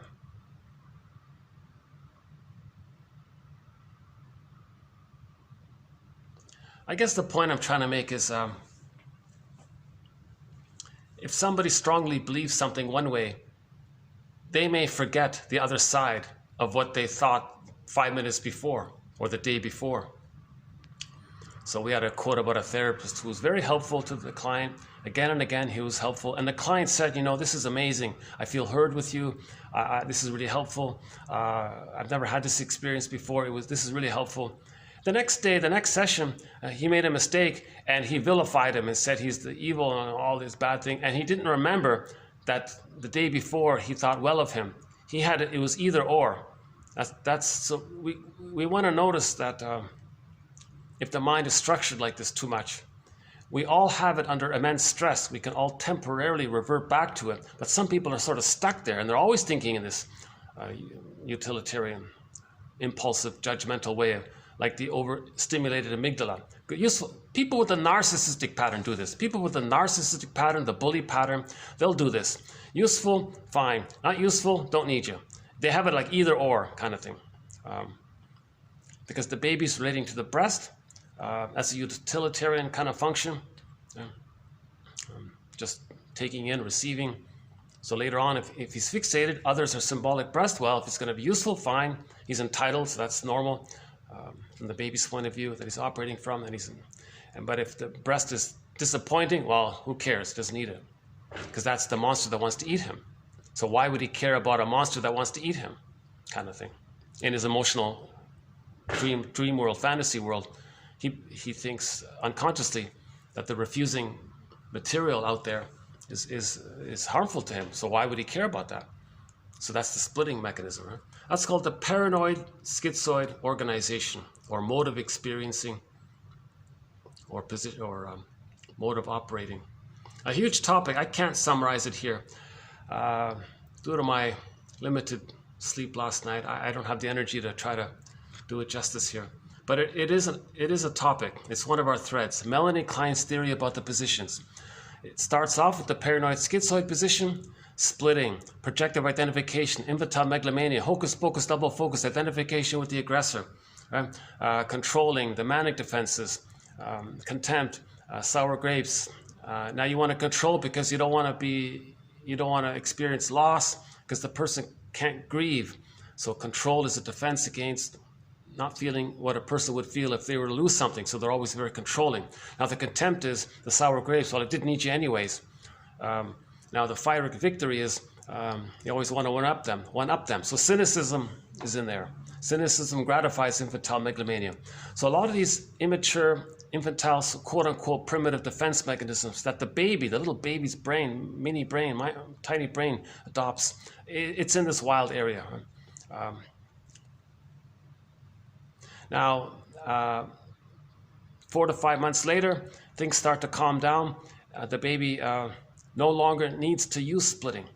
Now he can see the mother as one person. Now he feels safe enough. To differentiate. If the baby can stop using splitting, that means he feels safe. Now he can differentiate. The splitting means he's too scared. That's why he splits. There's too much fear. There's splitting. If the baby feels safe, he stops to use splitting, sees the mother as whole, then he's whole, then he can differentiate. So one therapist says his approaches about therapy is resolve splitting, heal the splitting issue. Teach people to see the two sides of a situation.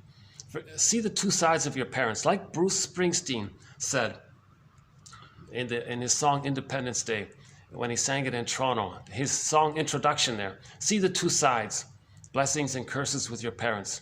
They didn't know it all. They couldn't do it all. They did what they could. They would have if they could have.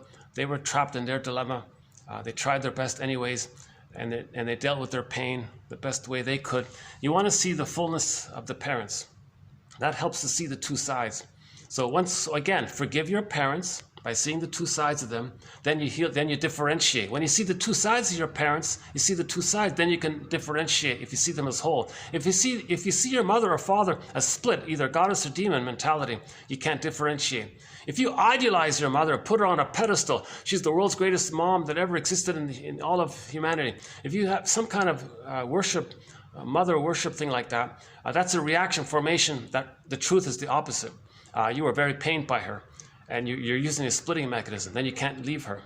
You see, the splitting is goddess and demon. If you think your parents are like goddesses and demons, that's either way. If you think your mother's a goddess or if you think your mother's a demon, either way, you're not going to know yourself.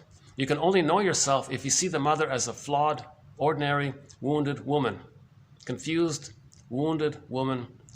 Victim of the plunder system, maybe, victim of her intergenerational trauma, victim of her situation. It's not her fault of what happened to her, but nevertheless, she tried her best. Now, in her great pain, she may have desperately didn't care about her baby, just wanted to use the baby as a supply source for her. So that's very hard to forgive a mother for doing that. It's really unthinkable for a mother to do that, But we have to go dig a little deeper into why a mother would do that. That means the mother was very pained. Very pained leads to immense anger for her to do such a thing. For her to have such contempt for her own child, to feel such rejection for her own child, she must have been very abused herself. So you got to go deeper in this area to forgive the parents. Again, forgive your parents, heal yourself. Okay? To forgive the parents, you look at their situation, their existential net, their dilemma. Look at how they're dealing with. Try to find a case formulation for your parents. Create some kind of psychological psychobiography for your parents. Write a paragraph describing their emotional life. Write an autobiography. Write an emotional psychological autobiography for each of your parents. And in it, you include how they're dealing with their pain. Then that frees you to differentiate, to know how you're dealing with your pain. That kind of thing. Yeah, today's a short video today. Yeah, okay.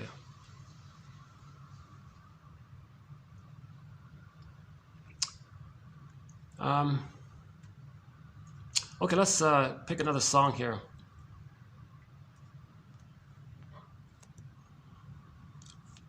Okay, let's pick something we haven't played in a while.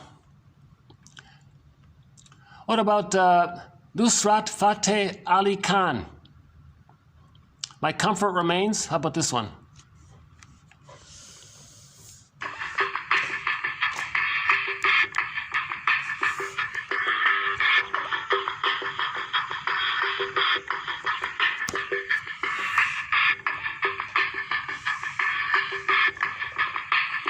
Nusrat Fateh Ali Khan from Pakistan, popular singer.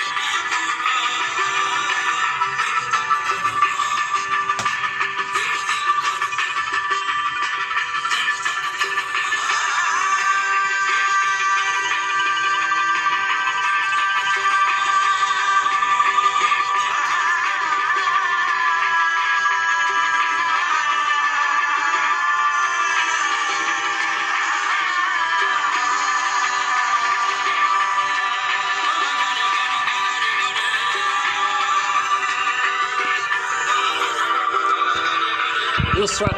And we have a second song of his as well. Let's play the other one as well. This is called Nothing Without You. Same singer.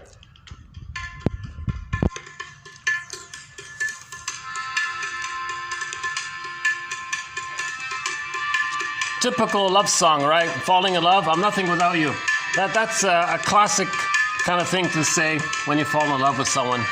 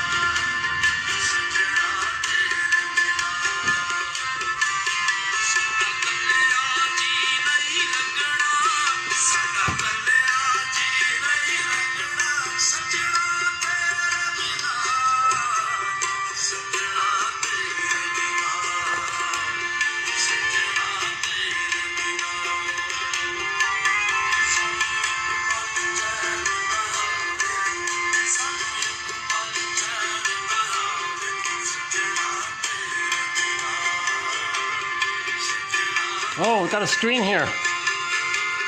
Okay. So they're gonna watch a film here, maybe.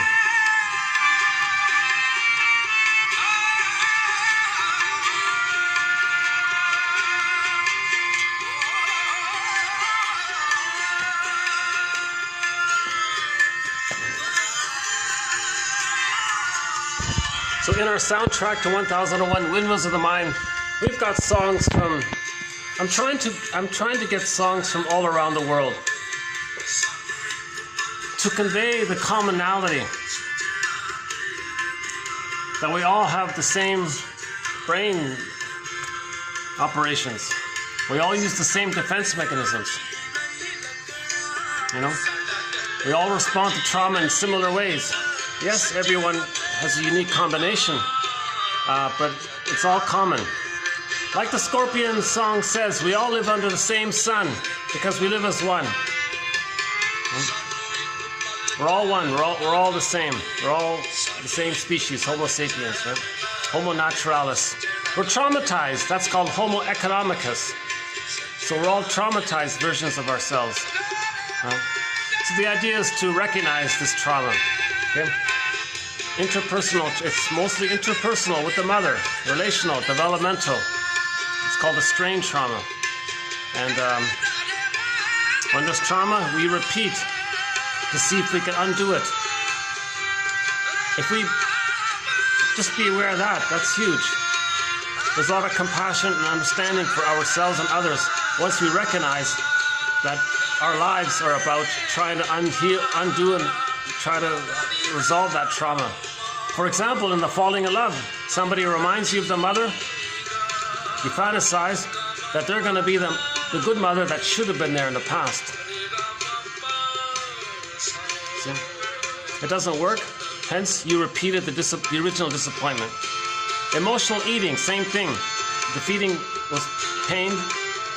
You replay the disappointment with the nursing, with the comfort foods. So once we're aware of what we're doing, that's huge, you know? Because we're looking for truth. We're looking for narrative truth. Once we get narrative truth, we calm down, we realize what we're doing,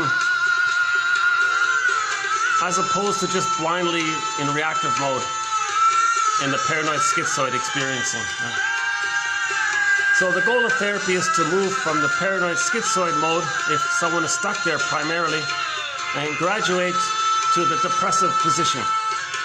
In the depressive position, love and gratitude start to enter the psychological picture through the forgiveness and by resolving splitting and understanding projective identification.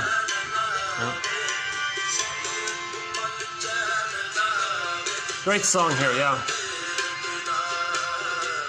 I love both of these songs, yeah. Got it? That's it, yeah. Nusrat Fateh Ali Khan.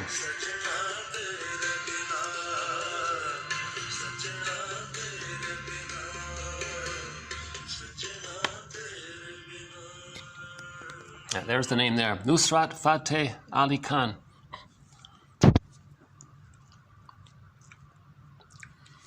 And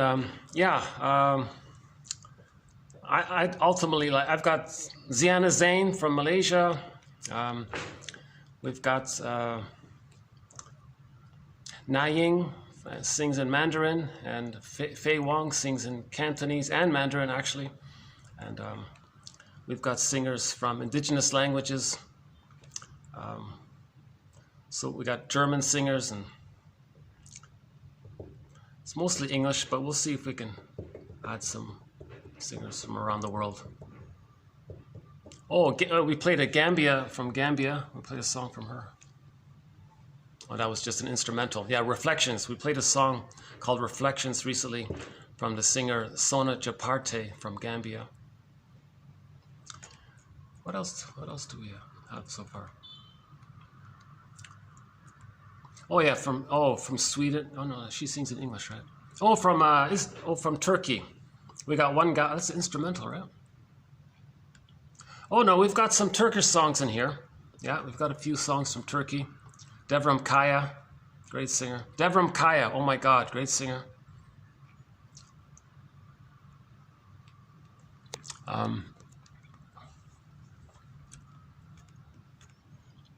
Enaktitak,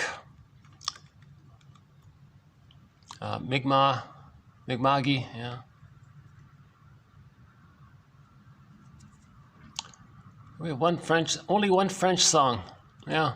I'm surprised we don't have more French songs. I'm not sure what this language is. Niha Shil Hozo. Something, a love song, another indigenous love song. I Am About You. I'm not sure which language this one is in.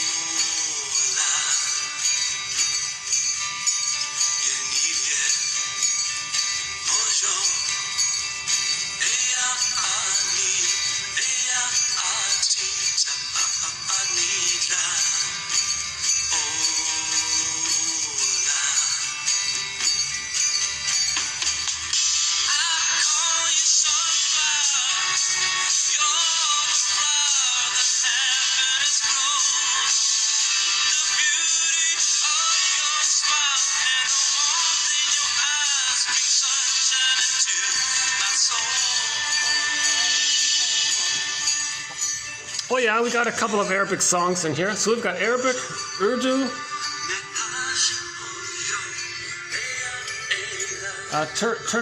Turkey songs. So we're getting there. We're getting there. Eventually, I want to have a song from every language, to be honest with you. I want this soundtrack to be inclusive as possible. Let's end up with one of our key musical voices for 1001 Windmills of the Mind, Kenny Shields. Kenny Shields from the band Streetheart. No longer with us, but one of the fine singer, Kenny Shields. Song called Star. So we'll end up with this song here.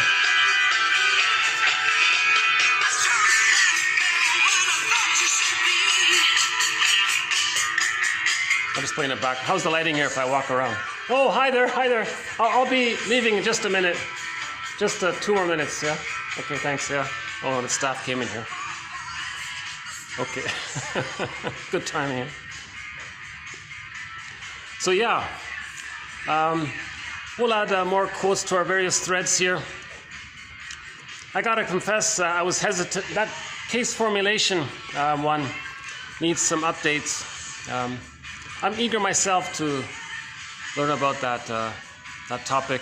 Emotional eating, I think we did pretty good today on that topic, understanding emotional eating. It's a repetition compulsion of the disappointment with the original feeding. Right?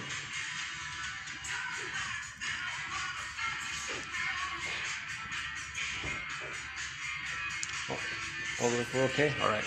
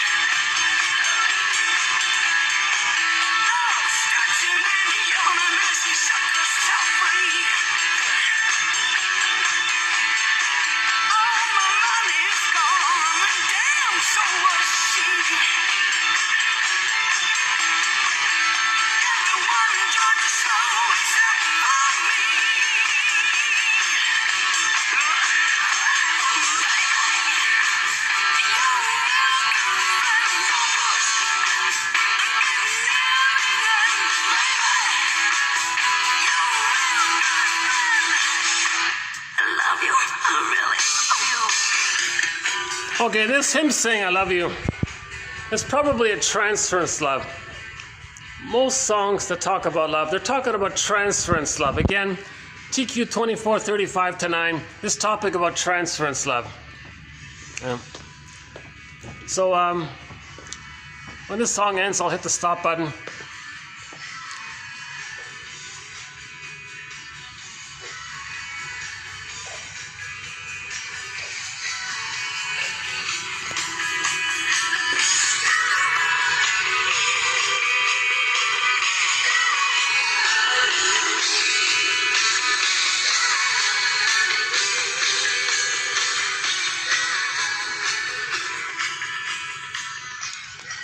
Okay, let me extend it a minute. Yeah, the one by Kellerman here. Just remember that physical symptoms, according to him, and Sarno, they say the same thing, and many others, the symptom has three parts. The symptom reveals and conceals three things. The physical symptom, the backache, the sore neck, tired shoulder, whatever it is, internal symptom, physical, muscular, wherever the symptom is. Right? Physical symptoms, psychosomatic physical symptoms. Again, we're not talking about the organic, the exceptional cases. But in general, physical symptoms reveal and conceal three things, according to him. Number one, that the person as a baby had a wish. Number two, when that wish didn't get met, they were terrified and enraged. Okay. Number three, this rage was directed at the refuser, the rejecting mother. If you keep those three things in mind while you're noticing the physical symptom, so this tension is in relation to the unmet need, the fear and the rage at that person. Okay, that's what. So you're being your own caring witness. Huh?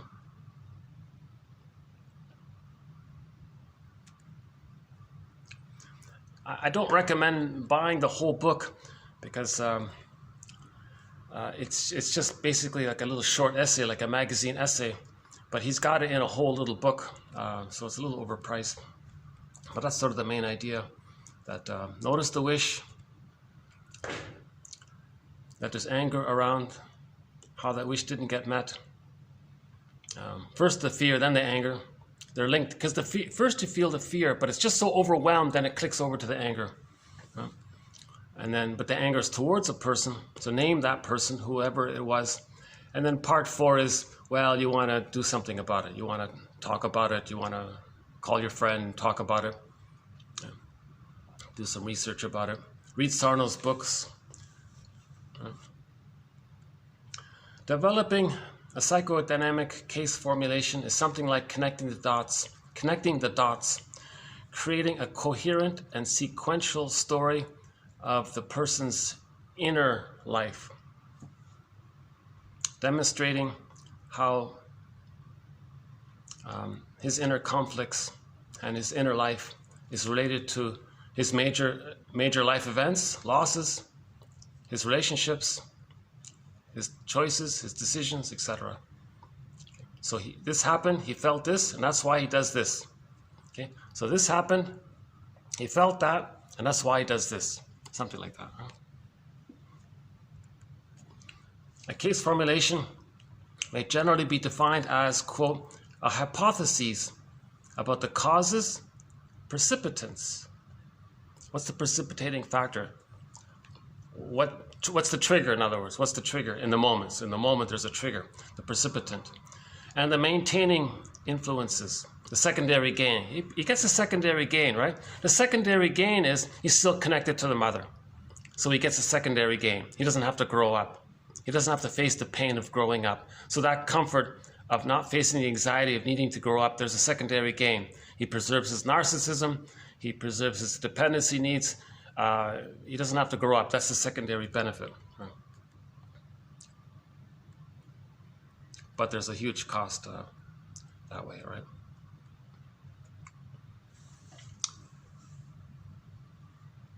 You can consider the 5 Ps. The person has a presenting problem, his chief complaint in life. Okay, now it's coming up now. So what triggered it? That's the precipitating factor.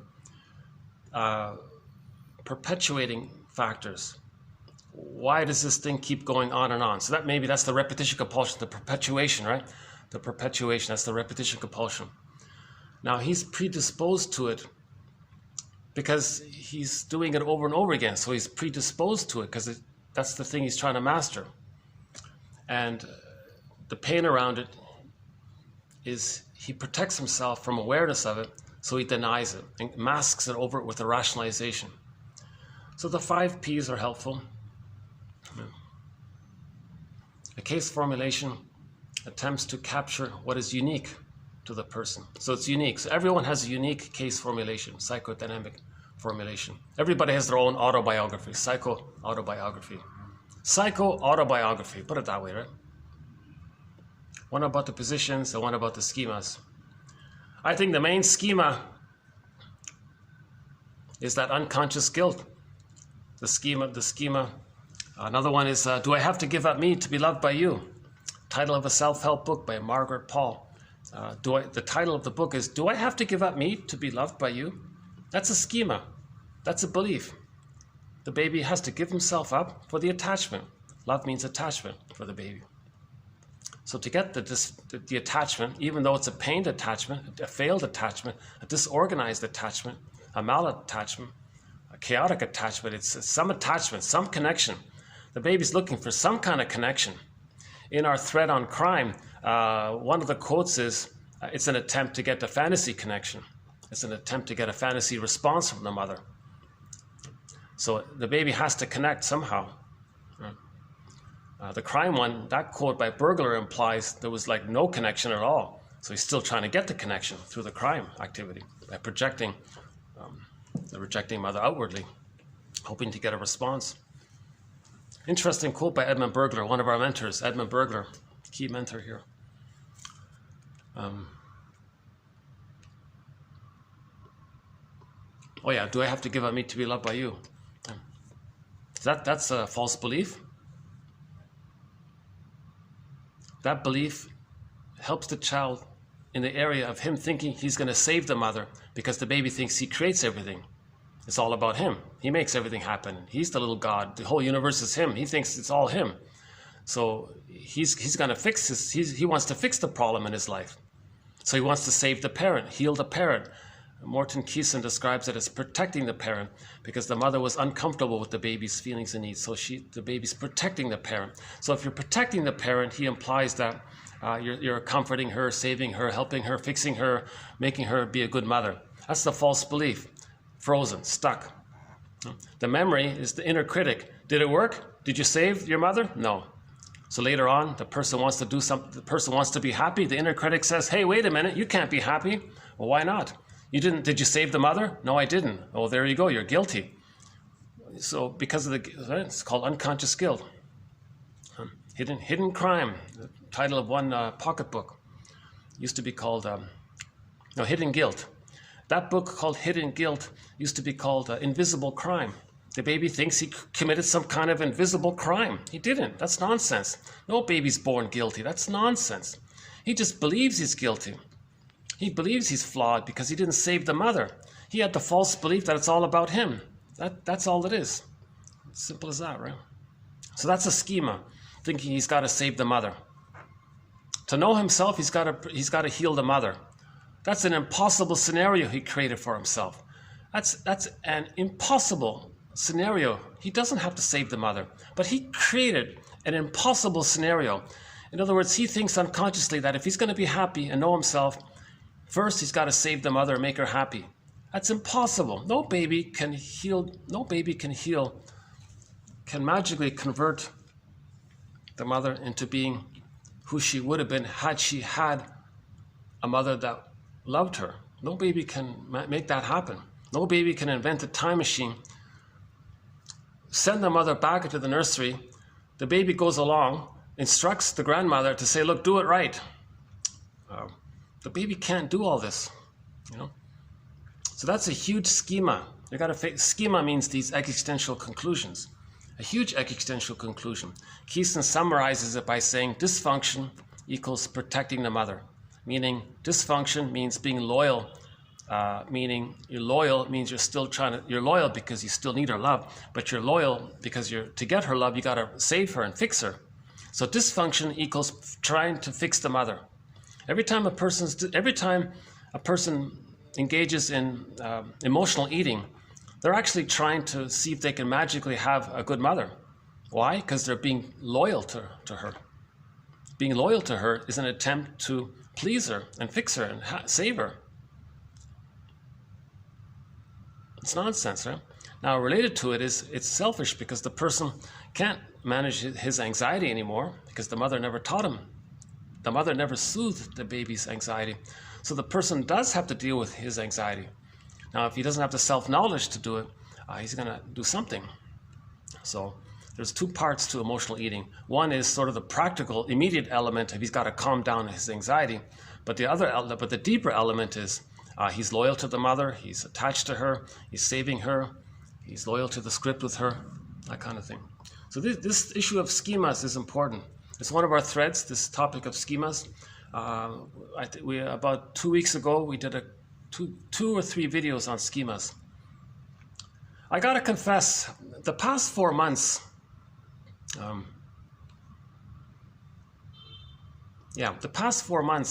videos, I think there's some excellent material. Oh my God. In these 3 hotels, you know.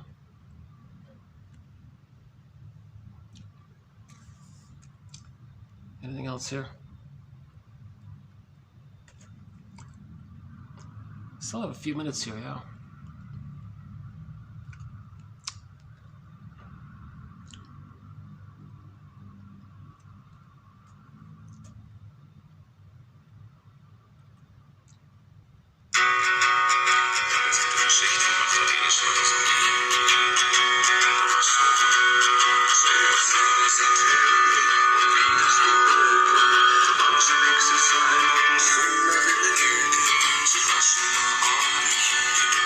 Yeah, sorry, there's no views here.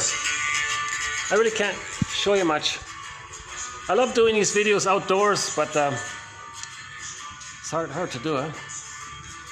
It's only the lighting's here, huh?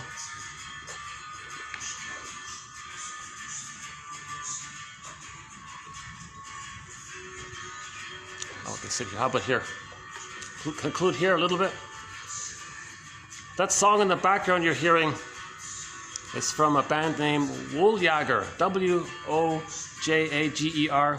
with 2 little dots over the O, I think. The song is called K-U-E-M-T-O-M-I, 3 words. He only had 1 album. This is one of the songs from it. Apparently it's an old German. Something Goethe might understand, right? I hope to have more quotes from Goethe. Apparently somebody said that Mr. Freud himself said he became a shrink because of Goethe. He thinks Goethe was like the true shrink in literature. And Goethe inspired Mr. Freud to get into psychoanalysis, or get into that area. So if we didn't have Goethe, maybe there'd be no 1001 Windmills of the Mind. Maybe Goethe deserves more credit, huh?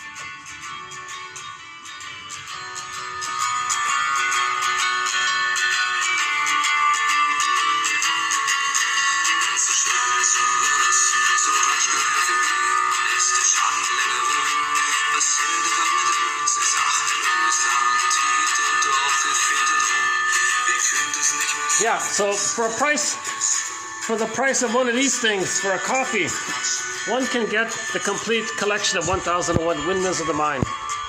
Over 5,000 quotes, roughly 2,400 of them represent the best of the best. So they have been given TQ quotes. Now, interestingly enough, many of the TQ quotes have several parts to it. So, in effect, you might be getting more than 5,000 quotes. I'm just saying 5,000. It's probably a little more. And all of the quotes that belong to the honorable mention category are not available on the YouTube channel. The only way to get those quotes is to have the complete file through the coffee page. Right? It's the website is Buy Me a Coffee. That's all written as one word. .com/psychoanalysis. It's a great deal. It's the second time ever that I know of that a collection of psychoanalytic quotes have ever been compiled. The first collection was done decades ago by Gregory Bauer in his book Wit and Wisdom in Psychodynamic Psychotherapy. Now we have this one, 1001 Windmills of the Mind, vastly updated, much more material, more topics, and there's some fun to it. And we have a thread on TV show quotes and movies, like the one in today's movie, The Amazing Mr. Williams. The guy there said, "You've taken the sweetness out of my son's heart and you filled it with hate. What does he do now?" A very dramatic scene. I recommend watch that. Look for that clip. Look for the train scene in that one. A very dramatic scene. It's an appropriate anger. The anger you see with him slamming the table, it's an appropriate anger. I think that's what the baby. I think that's the rage that a baby really feels when the sweetness is missing and he's filled with hate because of that. The hate is that anger that him slamming the table. That's the anger. Right?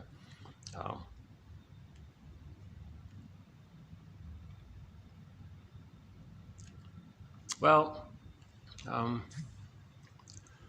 guess I'm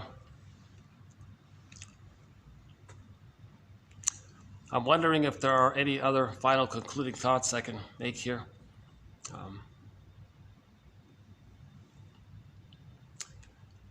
I gotta confess, I'm not comfortable really doing these in this room here. It's always so dark in here, and there's no view. It's my second time here. Hopefully, I'll find a better venue soon.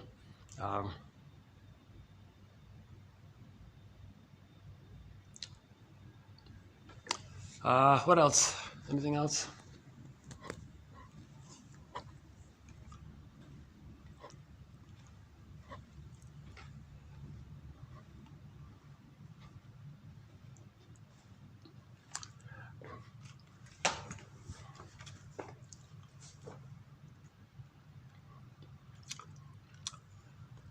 Interpersonal defense theory. Yeah. So each person has an interpersonal wish mingled up with their central interpersonal fear. Defense mechanisms are markers of internal mechanisms of self-deception that block consciousness or perception. That's one way of describing defense mechanisms. Oops. A defense mechanism is a marker of some kind of inner mechanism, an inner mechanism of self-deception, because you're going to lie to yourself. Now this self-deception blocks perception and awareness. So your denial, you're not going to see it, you're not going to admit it, you're not going to know it. Okay? So a defense mechanism represents this mechanism in the sense that you're going to lie to yourself, in that the lying means you're not going to see it, know it, believe it, not admit it. If a person's projecting, if they feel sad, but they don't want to admit it, they say, "No, my friend, he's always so sad." That's called projection. Maybe he's not so sad, but you want to believe it. So, right? That's the projection. So him doing that, that's going to block his awareness that he's sad. So that's a self-deception. So all defense mechanisms are self-deceptions. Rationalization projection, projective identification, the splitting mechanism, identification with the aggressor, reaction formation, negative magic gesture, the infantile megalomania, all of these manic defenses of the Schadenfreude, the contempt, the controlling, the fiery victory, the vindictiveness, the spite, all of these, the greed, the envy, all of these things are self-deceptions, okay? Because these self-deceptions mean they're getting you to not perceive and be aware of something about yourself. Yeah? If a person always wants to goad others to feel what they can't feel, yeah, that's a self-deception for them to not be aware that when they were nursing, the mother didn't soothe them. Okay, it's called projective identification. The baby feels something, the mother should feel it, and she responds. If that's frozen, that didn't take place later, they goad others to feel what they're feeling with the fantasy that they could respond and be the good mother that should have been there. It can't happen, it fails. So, like the record, they're going to spin it around again and again. So repetition compulsion is also a defense mechanism if the person's not aware of it. Okay? So repetition compulsion means you're acting out the past pain, not talking about it, not remembering it. At the same time, it's an attempt to remember it. So these defense mechanisms are mirrors to see repressed material. Defense mechanisms are the means of bringing repressed material to consciousness. See? So that's a pretty good one there, right? By Westerman. Defenses are considered to be markers of internal mechanisms of self-deception that block consciousness or perception.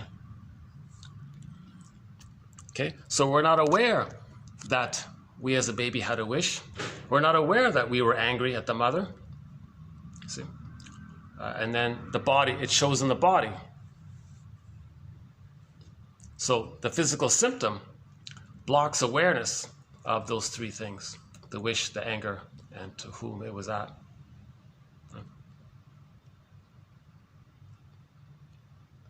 Emotional eaters internalize a rejecting object with which they can only identify in an adhesive way. So if the mother shamed them, they then somehow replay it. So they've identified with the aggressor. So this phrase, adhesive identification, is synonymous with identification with the aggressor.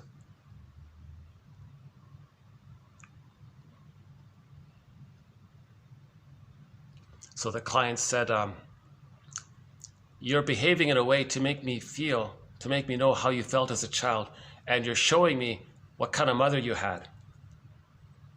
Okay? When he identifies with the aggressor, he's being like the mother. That's him trying to communicate and show what his mother was like. So the therapist says, aha, you're showing me what your mother was like. You're acting like her. And you're placing me in the role of you, and you're wanting me to feel what you couldn't feel.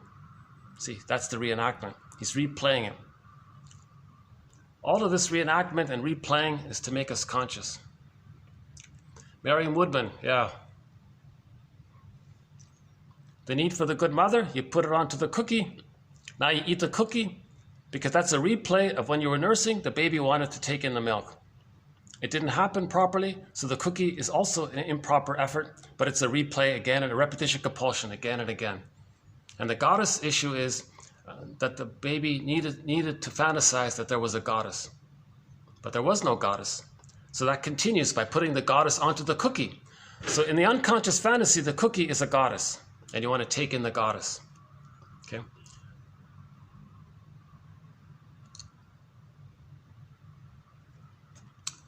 Okay, I guess that's it for today, right? So hopefully I'll see you in a new venue.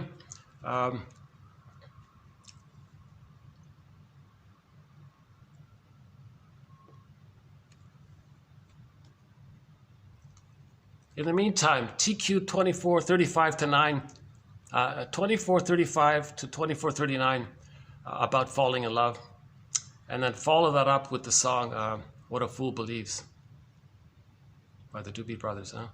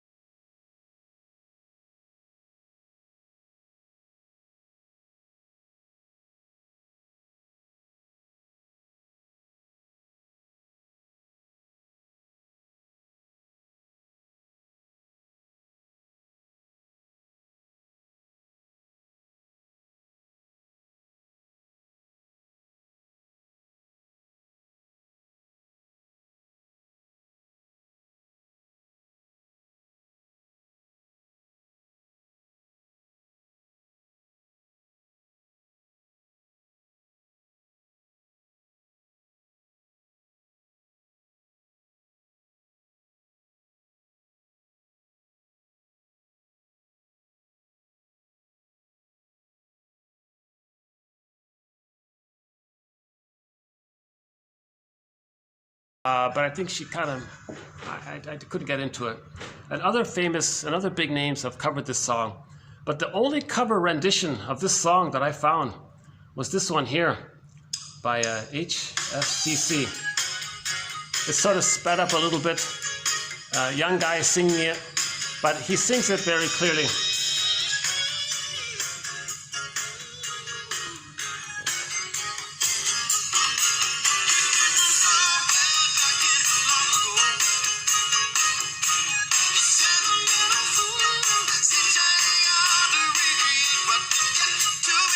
He wants to recreate what had yet to be created. The song begins with, he came from her long ago. The first line of the song says, he came from her, his mother, long ago. So yes, he was born from her, he came from his mother, but we're talking about he came from the problem with the mother long ago. He came from there. From an emotional point of view, he came from a place of trauma with the mother. He came from there. And with the fantasy of what was yet to be.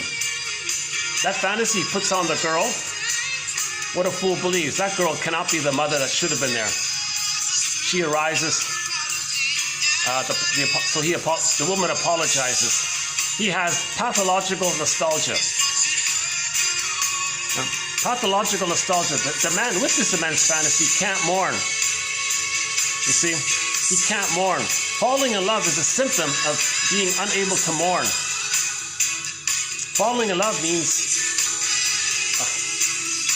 you're trying to get the love that you needed to have the psychic structure to then be able to mourn. So falling in love is an attempt to have the skill and ability and emotionality to be able to mourn later on. Falling in love is an attempt to get the love that was meant to have occurred, and one of the results of having been loved is the ability to mourn. In the meantime, he can't mourn. So falling in love is in reference to his inability to accept that he didn't get the love that he needed. So what a fool believes. No one in the present can be the good enough mother that should have been there. So he's being foolish to kind of think that. See? It's a very good song, underappreciated song.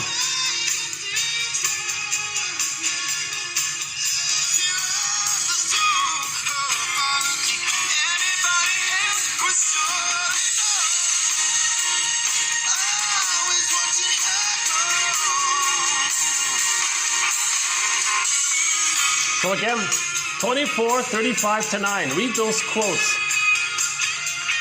And then play this song here, the original and the cover, a couple of dozen times. I think it'll help. Bruce Brody sort of got the topic started when he said that falling in love is about unfinished business with the mother.